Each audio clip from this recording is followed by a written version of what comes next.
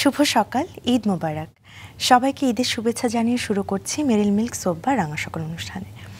আজকের এই ঈদের সময়টা সবার খুব ভালো কাটুক, আনন্দে কাটুক, এই শুভকামনা জানাচ্ছি। এবং আজ আমাদের সঙ্গে কে থাকছে সেটা রুম্মান জানাবে। এবং সঙ্গে আছে আমরা দুজন, আছি আমি লাবণ্য এবং সেই সাথে রয়েছে আমি রুম্মান। দর্শক শুভ সকাল আমার পক্ষ থেকেও, এবং নিশ্চয়ই পরিবার পরিজন নিয়ে ঈদ আপনাদের দারুণ কাটছে।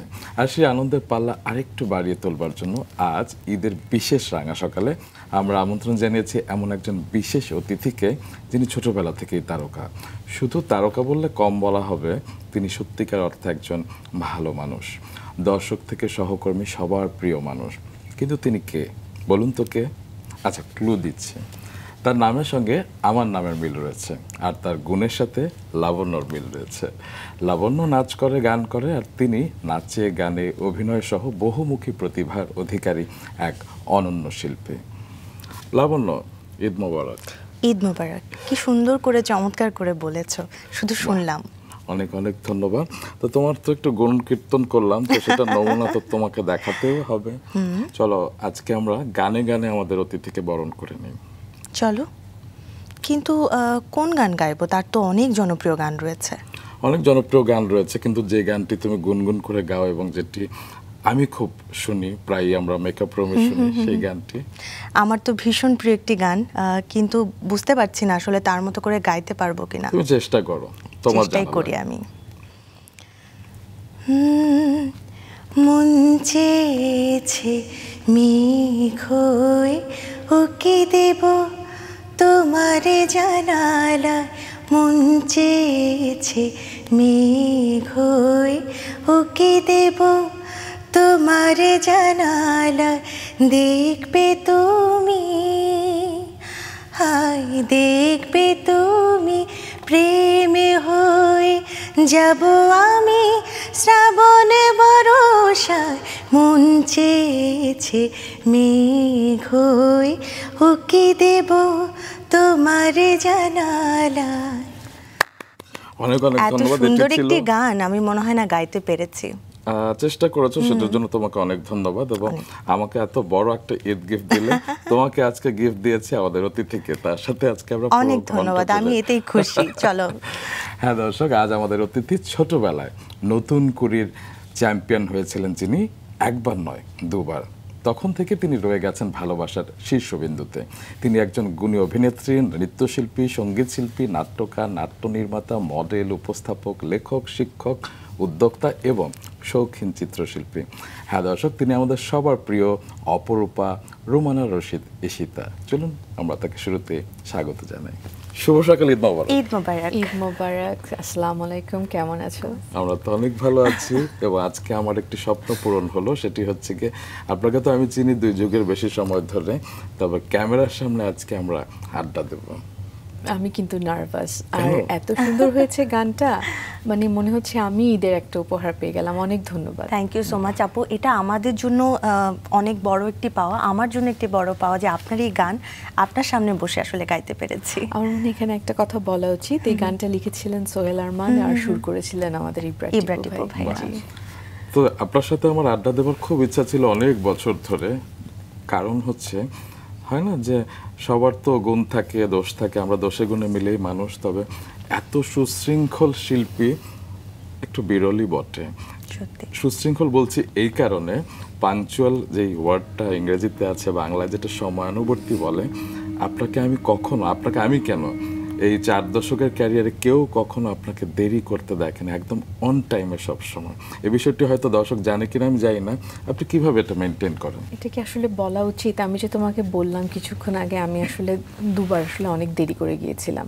2বার মাত্র? একটা ছিল শহীদুজ্জামান সেলিমের নাটক, সেলিম আঙ্কেলের নাটক। ওখানে অ্যাকচুয়ালি দেরি যে হয়েছিল, আমি ঠিক ওনার গাড়ির পেছনেই ছিলাম। আমি ওনাকে ফোন করে বলছিলাম আমি কিন্তু আপনার গাড়ির পেছনে, আপনারও দেরি হচ্ছে, আমারও দেরি হচ্ছে, আপনি যখন পৌঁছাবেন আমিও তখন পৌঁছাবো। তো এটা আর ওভাবে করে দুঃখ প্রকাশ করতে হয়নি, কারণ আমার ডিরেক্টরই জ্যামে ছিলেন, আমার জাস্ট সামনের গাড়িতে ছিলেন। আরেকটা আরো ভয়াবহ ছিল, এটার নাটকটার নাম কেন ছিল, নিশোর সাথে করেছিলাম কাজটা, আসিফ ভাইয়ের লেখা ছিল নাটকটা। ওখানে আমি অলমোস্ট একটা ফ্লাইট মিস করে ফেলছিলাম।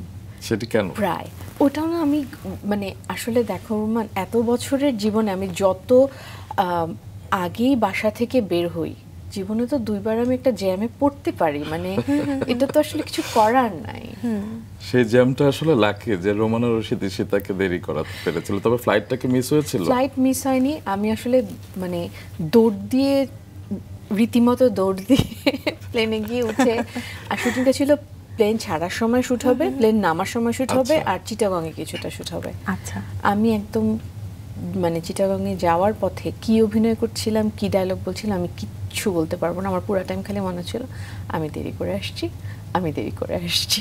আজকে অনুষ্ঠান শুরুর আগে লাবণ্য বলছিল যে কি বলবো, কি করব, আমি নার্ভাস, কারণ এত ইন্সপিরেশনাল একজন ব্যক্তিত্ব আপনি। সত্যি। তো লাবণ্য, তোমার কেমন লাগছে যে রোমান রশিদ এবং রোমানা রশিদের মাঝখানে বসে আড্ডা আমার তো দিতে? খুব মজা লাগছে আজকে, দুপাশে আসলে দুজন প্রিয় মানুষকে পেয়েছি এবং নামটাও বেশ কাছাকাছি, খুব ভালো লাগছে। আচ্ছা, তোমার প্রশ্নের মালা শুরু করো তাহলে। একদমই তাই। আমি আজকে শুরুতেই আপনার বাবা মার প্রসঙ্গে আসলে আসতে চাই, এবং আপনার একটি লেখা দেখেছিলাম ফেসবুকে, যেখানে আপনি লিখেছিলেন আপনি ছোটবেলায় 100% আসলে বাবার মতো হয়েছেন, কিন্তু এখন সেটা 70%। এটা কেন, এবং কেন মনে হয় এটা? আসলে ব্যাপারটা মনে হয় একটু উল্টো। আগে আমাকে সবাই বলতো যে আমি 70% আব্বার মতো, কিন্তু এখন আমার বড় হয়ে মনে হয় আমি মনে হয় 100%ই আমার বাবার মতো। সেটা কিন্তু আমি বোঝাতে চেয়েছি মেইনলি চেহারার ক্ষেত্রে দেখতে আমার বাবার সাথে আমার চেহারার খুবই মিল, আর কিছু কিছু আমার বাবার ক্যারেক্টারিস্টিক আমার মনে হয় আমার মধ্যে আছে। আচ্ছা, তো বাবা সম্পর্কে একটু বিস্তারিত শুনি। আমরা জানি তার জন্মদিন 30 অক্টোবর, এবং রশিদ আহমেদ খান আমাদের শ্রদ্ধেয় আঙ্কেল এবং একজন বিশিষ্ট স্থপতি। আপনার জীবনে বাবার প্রভাব আসলে কতটুকু? বাবার কথা বলতে হলে আসলে একটু মার কথার সাথে বলতে হবে, কারণ দুজন তো একদম একসাথে। আমার মাকেও তো তুমি খুব ভালো করে চেনো রোমান, শ্রদ্ধেয় জাহানারা খানলদি জি।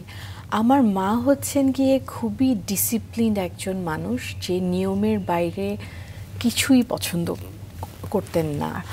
আর আমার বাবা হচ্ছে এমন একজন মানুষ যে মনে হলো যে ও 2 দিন ছুটি, চলো কক্সবাজার ড্রাইভ করে চলে যাই, মানে কালকের প্ল্যান কি পরশুর প্ল্যান কি এগুলোর মধ্যে নাই। আর আমার মা ছিল, আমার মা বাইরের খাওয়া একেবারেই পছন্দ করতেন না। মানে আমি একটা সময় তো অনেক শুটিং করতাম, আমার মা সব সময় বাসার খাওয়া নিয়ে যেতেন, এবং আমার আম্মা রেস্টুরেন্টে খাওয়া অত পছন্দ করতেন না। সো বাবার সাথে আমার সম্পর্কটা ছিল খুবই অন্যরকম, আর একেবারেই আসলে বন্ধুর মতো। মানে বাবার সাথে আমার খুব মজার স্মৃতি আছে। যেমন আমি 3-4-এ পড়ার সময় আমি আব্বাকে একদিন বললাম যে আব্বা, আমি তো কোনোদিন ঝালমুড়ি খেলাম না, এটা কি হচ্ছে, মানে আমার ফ্রেন্ডরা সবাই খায়। তো আমরা সেকেন্ড ক্যাপিটাল গেলাম, আমার মনে আছে। আর সেকেন্ড ক্যাপিটালের ওই রাস্তাটা দিয়ে আমার আম্মা বিভিন্ন জায়গা, আমার নানিদের বাড়ি যেহেতু শ্যামলী, সো ওই রাস্তাটা দিয়ে আমার মার যাওয়া আসা ছিল। তো আমার মনে আছে, মানে আমার বাবা ঝালমুড়িওয়ালাকে বললেন কিচ্ছু দিবা না, একটু মুড়ি দেওয়ার একটু চানাচুর দাও, কারণ যদি পেটের কোনো প্রবলেম হয় তাহলে তো আরো ভয়াবহ সিচুয়েশন হয়ে যাবে। আমার মনে হচ্ছে আমার আব্বা দাঁড়িয়ে আছে রাস্তার দিকে মুখ করে, আমি এত ছোট যে আমি আব্বার পিঠের পিছে এঁটে যাই, মানে এদিক দিয়েও বের হই না এদিক দিয়েও বের হই না, আমি আব্বার পিছনে দাঁড়িয়ে দাঁড়িয়ে ঝালমুড়ি খাচ্ছি, এবং আমি যে কি এক্সাইটেড এটা আমি আসলে বলে বোঝাতে পারবো না এখন। ওই স্বাদ নিশ্চয় এখনো মুখে লেগে আছে। ও মাই গড, হ্যাঁ, কিন্তু এখন আমি জানি ওটা আসলে ঝালমুড়ি ছিল না, ওটা মুড়ি ছিল আর চানাচুর ছিল। এবং আপনার বাবা আপনাকে ভালোবাসেন শুধুমাত্র আপনি তার একজন মেয়ে বলে। হ্যাঁ, আমার বাবা এবং আমি আরেকজনের কথা বলতে বাধ্য হব, আমার বাবা এবং আমার শাশুড়ি আমার কাছ থেকে কোনোদিন কিছু আশা করে আমাকে ভালোবাসেননি। মানে আমার শাশুড়ি তো আমার জীবনে অনেক পরে এসেছেন, আমার বাবা আমার বাবা আমাকে ভালোবেসেছেন, আদর করেছেন, মানে প্রশ্রয় দিয়েছেন শুধুমাত্র আমি তার মেয়ের জন্য। কারণ ছেলে মেয়েরও কিন্তু মার কাছ থেকে কিছু এক্সপেকটেশন থাকে, হাজবেন্ডের থাকে, বাবা মারও থাকে মেয়ে হিসাবে, শিক্ষক শিক্ষিকার থাকে যে হোমওয়ার্ক করে আনবে, পরীক্ষায় ভালো রেজাল্ট করবে। আমার বাবা আমাকে শুধু ভালোবেসে গেছেন, কোনো এক্সপেকটেশন ছাড়া। অবশ্যই তাদের জন্য শ্রদ্ধা। এবং বাবা সম্পর্কে শুনে নিলাম, মা সম্পর্কে একটু শুনবো, তবে তার আগে আপনার সম্পর্কে আমরা সবাই তো অনেক বছর ধরে সবকিছুই জানি, তারপর দর্শকদের আরেকবার অনুষ্ঠানের রীতি অনুযায়ী স্মরণ করিয়ে দিতে চাই। আসি, তারপর আবার গল্পে ফিরবো। দর্শক, রুমানা রশিদ ঈশিতা। ঈশিতা অর্থ ঐশ্বর্যময়ী, সৃষ্টিকর্তার রত্ন। অবশ্য তিনি শুধু সৃষ্টিকর্তার রত্নই নন, তিনি আমাদের সাংস্কৃতিক জগতের জন্য আপনজনদের কাছেও অমূল্য রত্ন। ক্যামেরার সামনে তার অভিষেক হয়েছিল পুতুল খেলার বয়সে। এরপর কেটে গেছে প্রায় 4 দশক। তিনি নতুন কুড়ির একমাত্র চ্যাম্পিয়ন যিনি ক শাখায় একবার এবং খ শাখায় একবার, অর্থাৎ দুবার চ্যাম্পিয়ন হয়েছিলেন। শিশু একাডেমি আয়োজিত জাতীয় শিশু কিশোর প্রতিযোগিতা, বাংলাদেশ টেলিভিশন আয়োজিত নতুন কুড়ির প্রতিযোগিতা সহ বিভিন্ন প্রতিযোগিতায় অংশ নিয়ে তিনি সফলতা অর্জন করেন। ফালানি চরিত্রে অভিনয়ের জন্য তৎকালীন রাষ্ট্রপ্রধানকেও অশ্রুসিক্ত করেছিলেন ছোট্ট ঈশিতা। অভিনেত্রী পরিচয়ে এগিয়ে থাকলেও নৃত্যশিল্পী হিসেবেও ছোটবেলা থেকে দেশ বিদেশের মঞ্চ আলোয় ভরিয়ে দিয়েছেন তিনি। সঙ্গীত শিল্পী হিসেবে উজ্জ্বল ঈশিতার এ পর্যন্ত 7টি গানের অ্যালবামও বেরিয়েছে। প্রথম অ্যালবাম বেরিয়েছিল 1989 সালে। ছোটবেলায় ইমদাদুল হক মিলনের লেখা, ফখরুল আবেদিন পরিচালিত দুজনে ছিল তার প্রথম নাটক। বড়বেলায় নায়িকা হিসেবে তিথি প্রথম নাটক। শীর্ষবিন্দু, 69, অদ্ভুতের ধারাবাহিক কিংবা থাকা না থাকার মাঝখানে, গল্পকথার গল্পলোকে, ভালোবাসার বৃষ্টি, জনক, দূরত্ব, অপরূপা, আমাদের গল্প, কাঠ পেন্সিল, ইতিমা, পাতা ঝরার দিন নাটকগুলোর মাধ্যমে দর্শক তাকে মনে রাখবে অনেক দিন। পাতা ঝরার দিন নাটকের জন্য সমালোচকের রায়ে শ্রেষ্ঠ অভিনেত্রীর মেরিল প্রথম আলো পুরস্কারও পেয়েছিলেন তিনি। অবশ্য শুধু ক্যামেরার সামনেই নয়, নেপথ্যেও কাজ করেছেন তিনি। তার প্রথম পরিচালিত নাটক এক নিঝুম অরণ্যে, নির্জন আড়ালে, স্বপ্ন স্বপ্নীল, গধূলি বেলা ইত্যাদি নাটক পরিচালনা করেছেন তিনি। এই নাটকগুলো তিনি লিখেছেন। নীরবে, স্বপ্ন এবং স্বপ্নীল শিরোনামে তার লেখা 2টি বইও প্রকাশিত হয়েছে। চাকরিজীবী এবং ব্যবসায়ী 2টি পরিচয়ে নিজেকে পরখ করেছেন তিনি। মার্কেটিং বিভাগে চ্যানেল আই বেশ লম্বা সময় কাজ করেছেন। এই চ্যানেলে কর্মরত অবস্থায় বেশ কিছু রিয়েলিটি শো প্রজেক্টেও যুক্ত ছিলেন তিনি। রেস্টুরেন্ট ব্যবসায়ী হিসেবে তার অভিষেক হয়েছিল 2015 সালের 10ই মে। 2018 সালের দিকে একটি বেসরকারি বিশ্ববিদ্যালয়ে মার্কেটিং বিভাগে শিক্ষকতাও করেছেন তিনি। বিস্তারিত অবশ্যই তার কাছ থেকে জেনে নেব, তবে তার ছোটবেলার গল্পে ছিলাম, বাবা আমার প্রসঙ্গে ছিলাম। চলুন সেই গল্পে আবার ফিরেছে।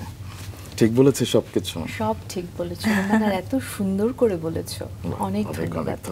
এবার মায়ের কথা জানতে চাই। শ্রদ্ধা জাহানারা খান লতি, এবং তিনি একজন মা হিসেবে কেমন সেটি আমরা পরে শুনছি, তবে যেটি লাবণ্য বলছিল, তিনি বেশ কিছু সামাজিক সংগঠনের সাথে যুক্ত ছিলেন। মানুষ, যেটি মাদকদ্রব্য এবং নেশা বিরোধী যে সংস্থা, সেখানেও তিনি যুক্ত ছিলেন। একটু শুনি তার সম্পর্কে। আমার মার সবসময়ই খুবই অ্যাক্টিভ লাইফ ছিল। আমার বাবা বুয়েটে পড়েছেন, তারপরে উনি আসলে লন্ডনে চলে যান উচ্চশিক্ষার জন্য। তো তখন উনি আমার মাকে সাথে করে নিয়ে যান বিয়ে করে, এবং আমার বড় ভাইয়ের জন্ম ওখানেই। তখন আমার মা বাংলায় অনার্স পড়তো ইডেন কলেজে, কিন্তু ওই রকম একটা সাবজেক্ট থেকে আসলে ইংল্যান্ডে যেত, সেভাবে করে নতুন করে পড়া শুরু করাটা একটু ডিফিকাল্ট, বিকজ একেবারেই বাংলা সাহিত্যের স্টুডেন্ট ছিলেন।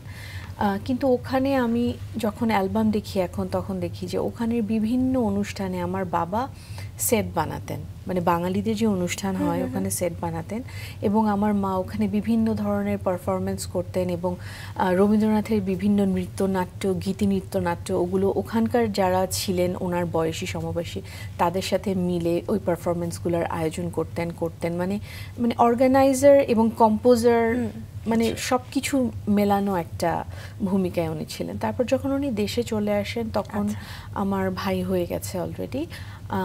পরবর্তীতে উনি ইডেন কলেজ থেকে ওনার পড়াশোনা শেষ করেন, এবং উনিও কিন্তু আসলে 13 বছর রেস্টুরেন্ট ব্যবসার সাথে জড়িত ছিলেন। বনানীর ওয়ান অফ দ্য ফার্স্ট কাবাবের রেস্টুরেন্ট ছিল ওনার।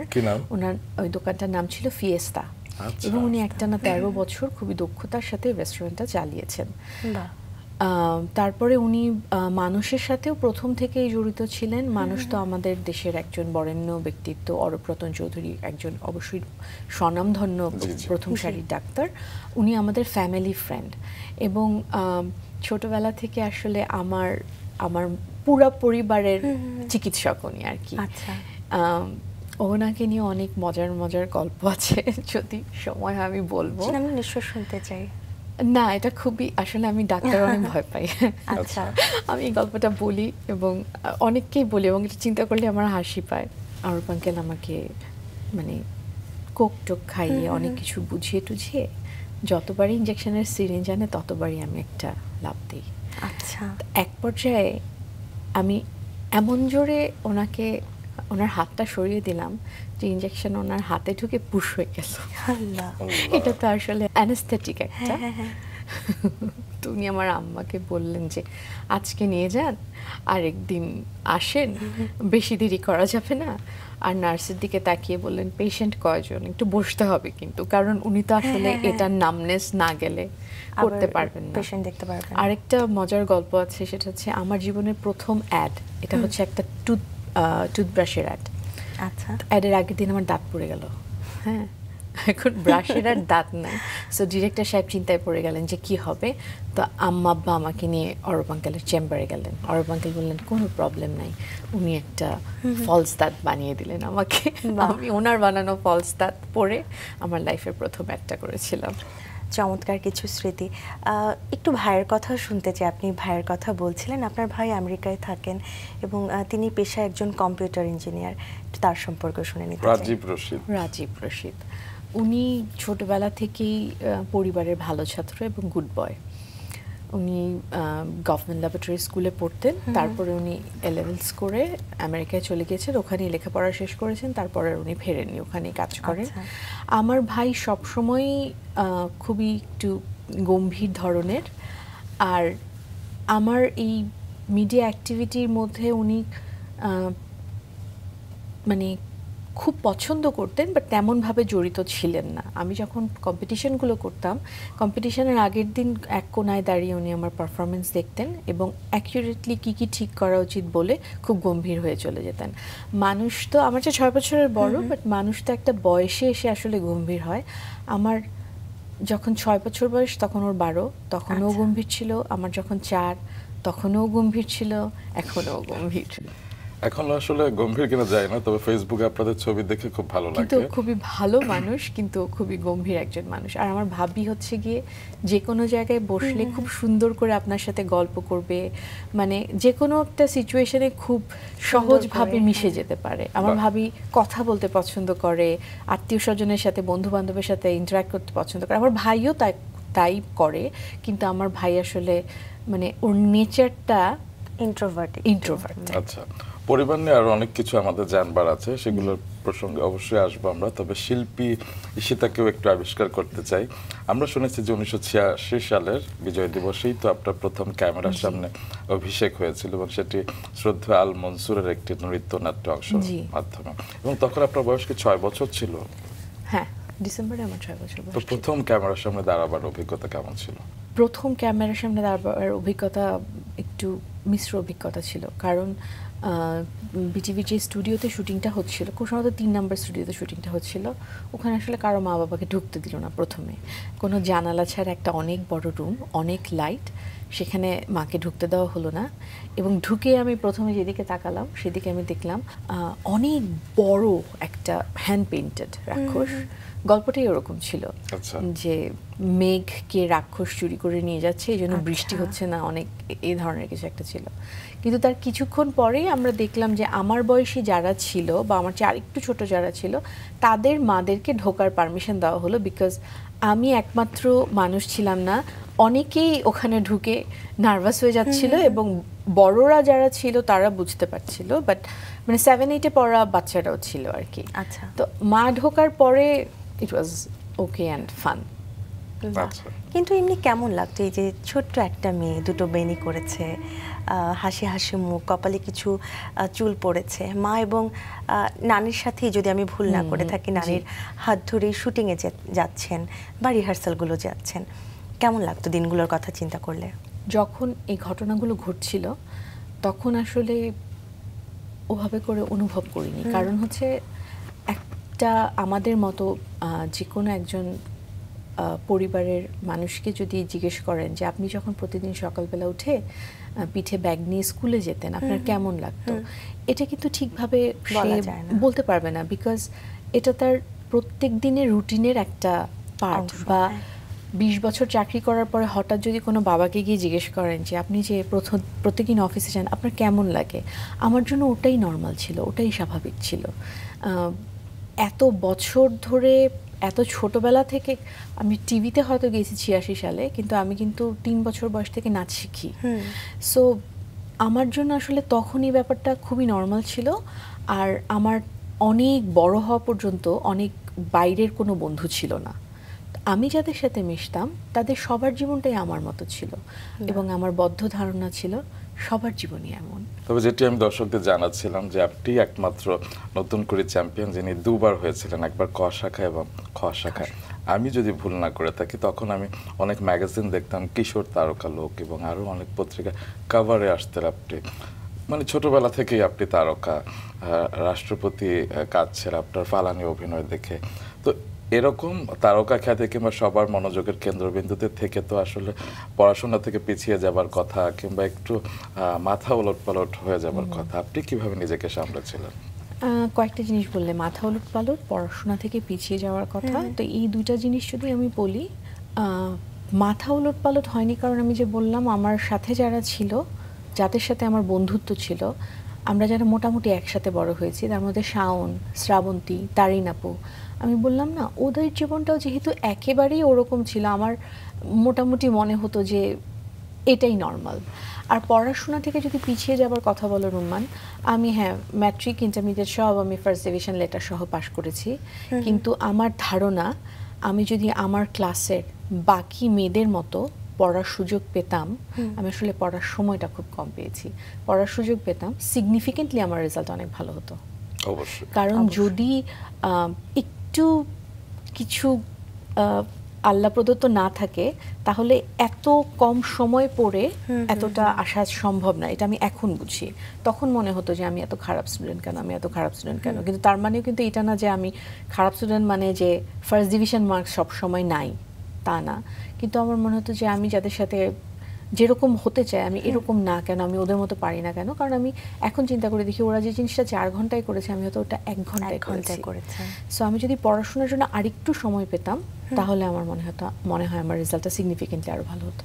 বা পড়াশোনার কথা যেহেতু চলে এসলো, আমরা শিক্ষা প্রতিষ্ঠানগুলো নিয়ে একটু জেনে নিই। আপনার হলিক্রস স্কুল এবং বিকারুন্নিসা কলেজ এবং নর্থ সাউথ ইউনিভার্সিটি। স্কুলের কথা বলি বা কলেজের কথা বলি বা ইউনিভার্সিটি, এই যে ছাত্রী ঈশিতা, কেমন লাগতো দিনগুলো? হলিক্রস স্কুলে আমি পড়েছি 1 থেকে 10 পর্যন্ত।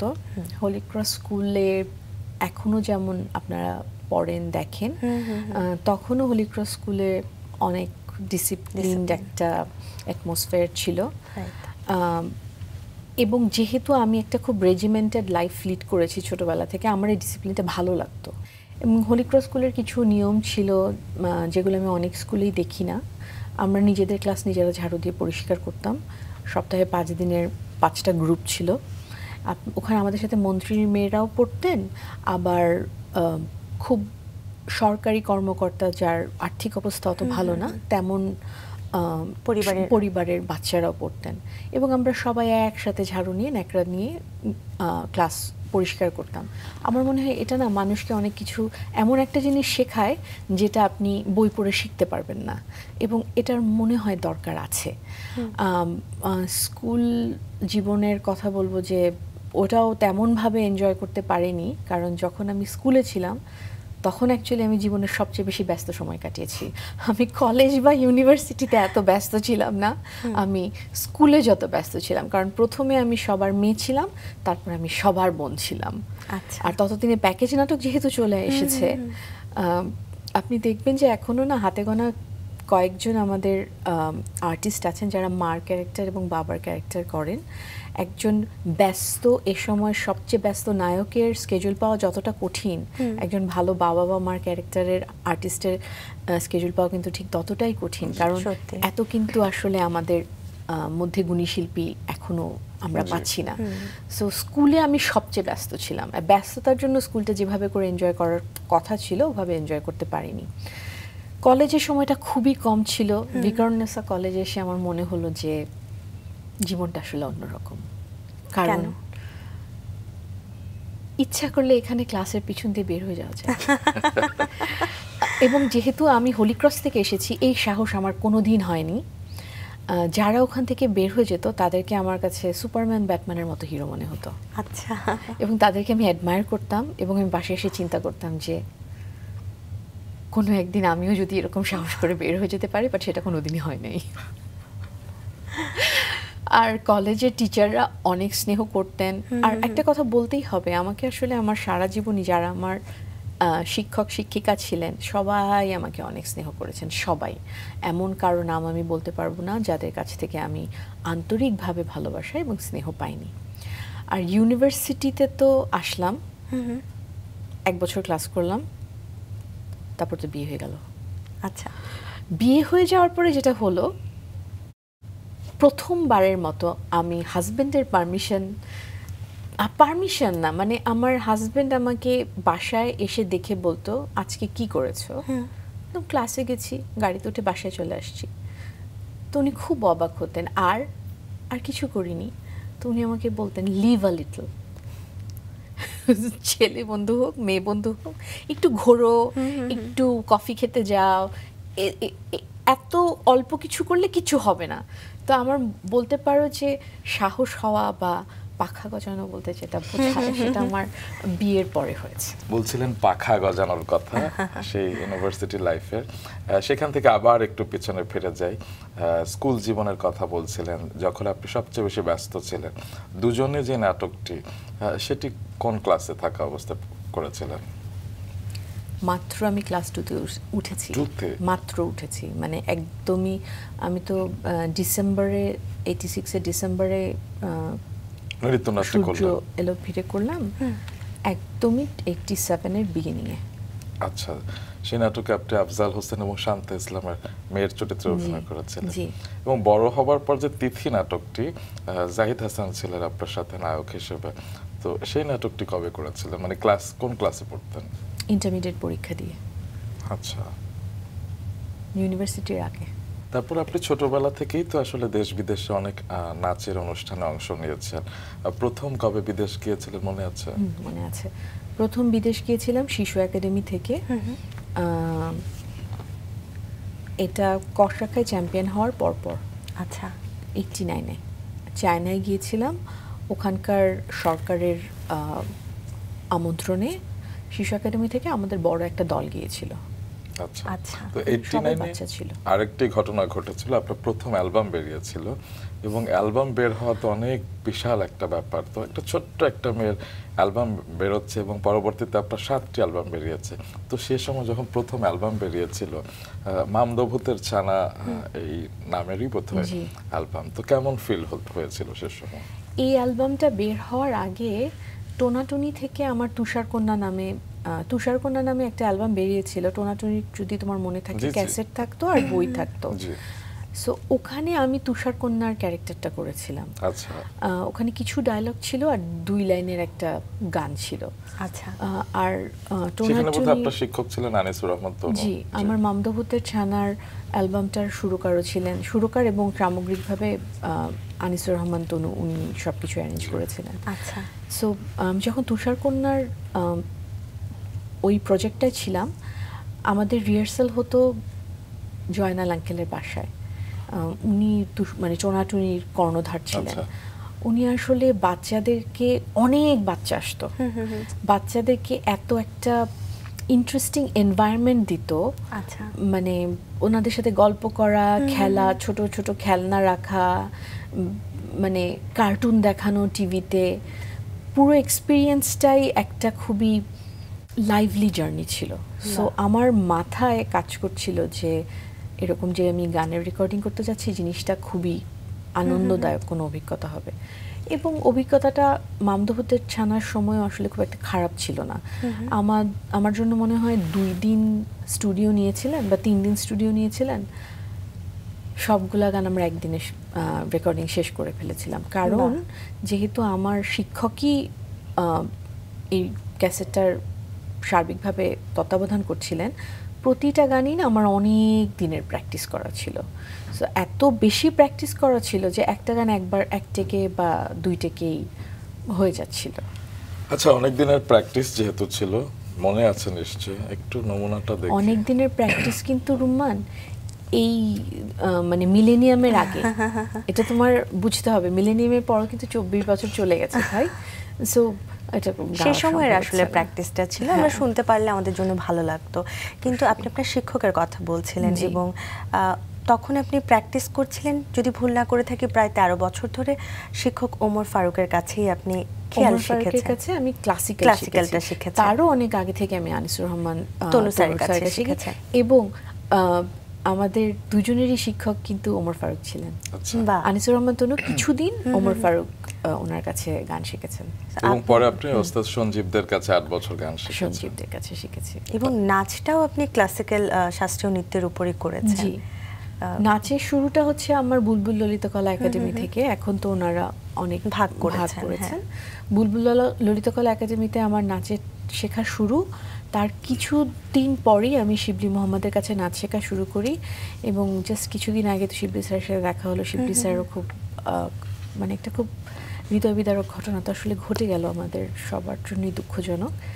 আমি, আমার আরেকজন বান্ধবী রানী এবং আমার আরেকজন বান্ধবী রোশনি, আমরা তিনজন শিবলি মোহাম্মদের প্রথম স্টুডেন্ট। মানে উনি ইন্ডিয়া থেকে শিখে আসার পরেই আমরাই ওনার কাছে প্রথম নাচ শেখা শুরু করি। ওনার কাছে আমি একটা লম্বা সময় নাচ শিখেছি। তো এই যে আপনি নাচ করতেন, গান করতেন, আবৃত্তি হতো, উপস্থাপনা কিংবা ছবি আঁকা, অনেক কিছু করেছেন। তো ছোটবেলায় কি ভেবেছিলেন যে বড় হয়ে কি হবেন? ছোটবেলা থেকে না রুম্মান, আমি আসলে একটা ছাঁচের মধ্যে পড়ে গিয়েছিলাম, এবং যেই পথে আমি চলে গিয়েছিলাম, মানে আমাকে আনা হয়েছিল, সেটা অবশ্যই খুবই একটা সাংস্কৃতিক পরিমণ্ডলের খুবই একটা এনরিচড এনভায়রনমেন্ট ছিল অবশ্যই, যেখানে আমাকে আমার পোটেনশিয়ালটা ফুললি রিচ করার জন্য সুযোগ দেওয়া হয়েছে, সহযোগিতা করেছে সবাই। কিন্তু আসলে আমি ছোটবেলায় এত কিছু করতাম যা অনেকে চাইতো আমি করি। আমি অনেক বছর না চিন্তা করারই সময় পাইনি, সুযোগ পাইনি যে আমি কি চাই। কারণ তুমি কি চাও সেটা জানার জন্য কিন্তু তোমার একটু সময় লাগবে। সময় বলতে আমি বোঝাতে চাচ্ছি একটু ফ্রি টাইম লাগবে, নট অনলি ম্যাচুরিটিও লাগে, একটা ফ্রি টাইমও লাগে। সো ওটা আসলে আমি অনেক বছর পাইনি। তার জন্য আমার কোনো আফসোস নেই, কোনো কমপ্লেইন নেই, কারণ আমার জীবনে যতটুকু যা হয়েছে, যেমন করে হয়েছে, আমি তার জন্য খুবই কৃতজ্ঞ। তো অভিনেত্রী ঈশিতার কথা একটু জানতে চাই। অনেক কাজ করেছেন, সেই প্রসঙ্গগুলো যাব না, কারণ সবাই সব কিছু জানে। তবে পাতা ঝরার দিনের ব্যাপারে আমার একটু বিশেষ আগ্রহ রয়েছে, যেটির জন্য আপনি ক্রিটিক্সদের পক্ষ থেকে আপনি বেস্ট অ্যাক্ট্রেস অ্যাওয়ার্ড পেয়েছিলেন। তো অনেক দিন পরে আপনি অভিনয় করতে এসে যে অভিনয়টা করেছিলেন, আমি শুনেছি নির্মাতা রেদওয়ান রনির কাছ থেকে, তখন আপনি আসলে একটা ট্রমার মধ্য দিয়ে যাচ্ছিলেন, আপনার জীবনেও বেশ কিছু ঘটনা ঘটে যাচ্ছিল। সেই সময়ের অভিজ্ঞতাটা একটু শুনে। কোনো একটা কারণে রনি যখন প্রথম ফোন করে, আমরা দুজনে ঢাকায়, তারপরে একটা কথা ইনিশিয়াল হওয়ার পরে রনি বললো যে আপু আমি স্ক্রিপ্টটা আর একটু গুছিয়ে ডিটেলে আপনার সাথে কথা বলবো। তারপরে যে কি হলো, আমি এই দেশে, রনি ওই দেশে, আমি এখানে, রনি সেখানে। ফাইনালি রনি যখন আমাকে ফোন করলো, তখন আমি ব্যাংককে আমার আব্বার একটা হার্ট সার্জারির জন্য, আব্বা আমরা ব্যাংককে অবস্থান করছি। ওনার শরীরটা বেশ খারাপ তখন, ওনার হার্ট একটা ভালোই বড় সার্জারি হয়েছিল তখন। তো আমি হোটেল রুমে বসে আছি, আব্বার সার্জারি হয়েছে, মানে আমি অনেক, মানে মোর দ্যান 2 days হাসপাতালে। আমি জাস্ট এসেছি, আম্মা ওখানে বসা, আমি যাব। তো রনি তখন ইন্ডিয়ায়, ও ব্যাকপ্যাক নিয়ে ইন্ডিয়া চলে গেছে। তো আমি বলছি যে, আমরা দুজনেই বললাম যে এরকম করে আসলে কবে দেখা হবে, কি হবে না হবে, তুমি বলো আমি শুনি, এটাই জীবন আমাদের। তো ও যখন গল্প বলা শুরু করলো, আমার মনে আছে 30 থেকে 40 সেকেন্ডের মধ্যে আমার পাশে একটা ডায়েরি ছিল, যেটার মধ্যে যে আমি আব্বার ওষুধ, কোন ডাক্তারের অ্যাপয়েন্টমেন্ট, মানে ডাক্তার যা বলে আমি সব কিছু লিখে ফেলি আর কি। ওই ডায়েরিরই কয়েকটা পাতা এদিকে করে ও গল্প বলছে। আমি আবার খুব তাড়াতাড়ি লিখতে পারি, আমার হাতের লেখা খুব খারাপ, কিন্তু অনেক তাড়াতাড়ি লিখতে পারি। ও বলছে, আমি পুরাটা লিখে ফেললাম। আচ্ছা, পুরাটা লিখে ফেললাম 2টা কারণে। একটা হচ্ছে গল্পটা অসাধারণ ছিল, আর সেকেন্ড কারণ হচ্ছে ওরা স্ক্রিপ্ট দেয় না, এটা আমি জানি। সো আমি দাম করে গল্পটা লিখে ফেললাম। আমি জীবনের প্রথম রনিকে এমন একটা কথা বললাম, যেটা আপনি যে কাউকে জিজ্ঞেস করে দেখতে পারেন, আমি কাউকে কোনো দিন বলিনি। সেটা হচ্ছে, রনি তুমি নাটকটা আমাকে ছাড়া কিছুতেই করবা না। রনিও মনে হয় এই কথাটা শুনে ওরও মনে হয় ভালোই লেগেছিল। তারপরে তো বাকিটা ইতিহাস কিনা জানি না, বাকি সবাই জানে। লাবণ্য, প্রশ্ন ছিল একটা কাঠ পেন্সিল নিয়ে তুমি জিজ্ঞেস করছিলে যে তোমার প্রিয় অভিনেতার সাথে কিভাবে অভিনয় করেছো, করে ফেলো। একদমই তাই, আমি ধীরে ধীরে সেই জায়গাটায় আসতে চাই। কাঠ পেন্সিলের অভিজ্ঞতা কেমন ছিল, যেহেতু আপনার সে সময় আসলে প্রয়াত অভিনেতা সমিত চট্টোপাধ্যায়ের সঙ্গে কাজ করার সুযোগ হয়েছে, কেমন অভিজ্ঞতা? এটা আসলে কিছুটা দুঃখ, কিছুটা আনন্দের অভিজ্ঞতা।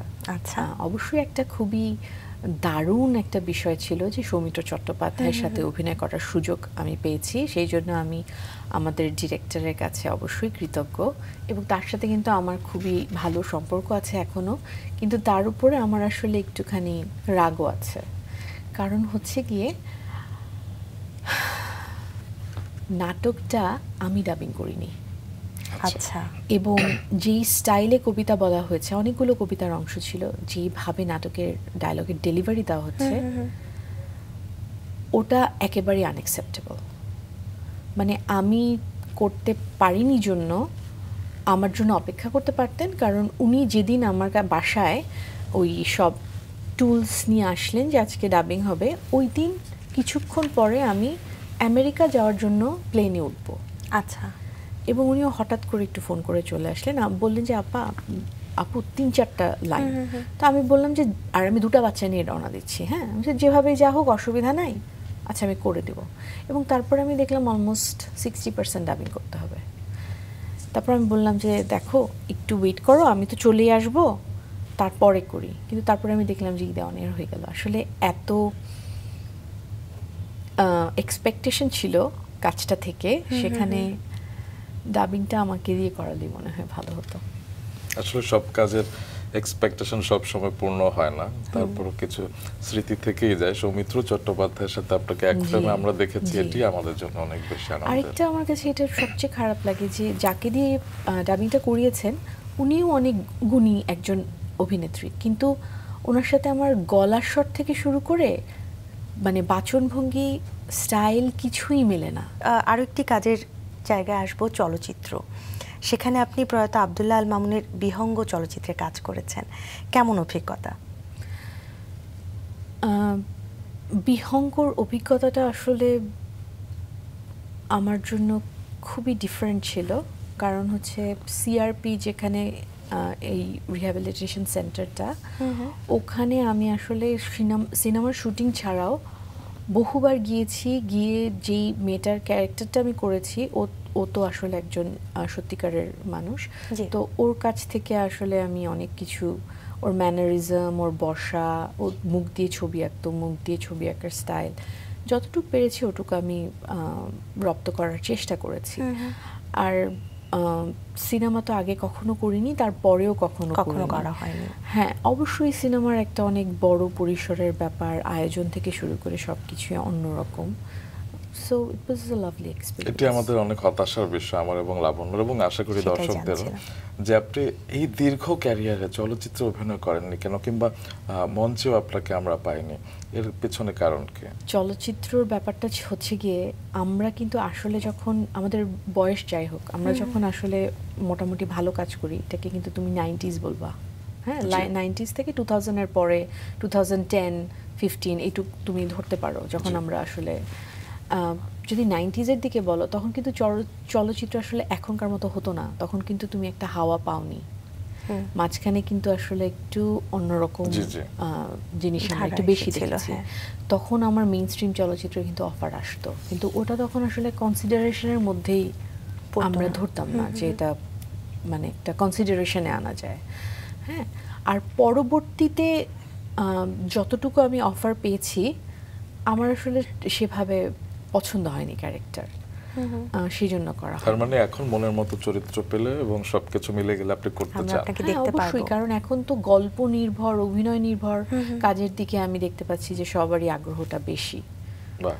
তো এমন কোন চলচ্চিত্রের নাম কি আমাদের বলতে পারবেন যেগুলো আপনি ফিরিয়ে দিয়েছিলেন কিন্তু পরবর্তীতে অনেক হিট হয়েছে? না, এরকম আমি কোনোদিনও বলবো না। কি বলো, যার যার কিসমতে যা থাকে তার জন্যই সেটা থাকে। আচ্ছা, কখনো অন্য নায়িকার জন্য ডাবিং করা হয়েছে কোন সিনেমায়? না। আচ্ছা, তবে আমি একটা সময় অনেক অ্যাডে ভয়েস দিতাম।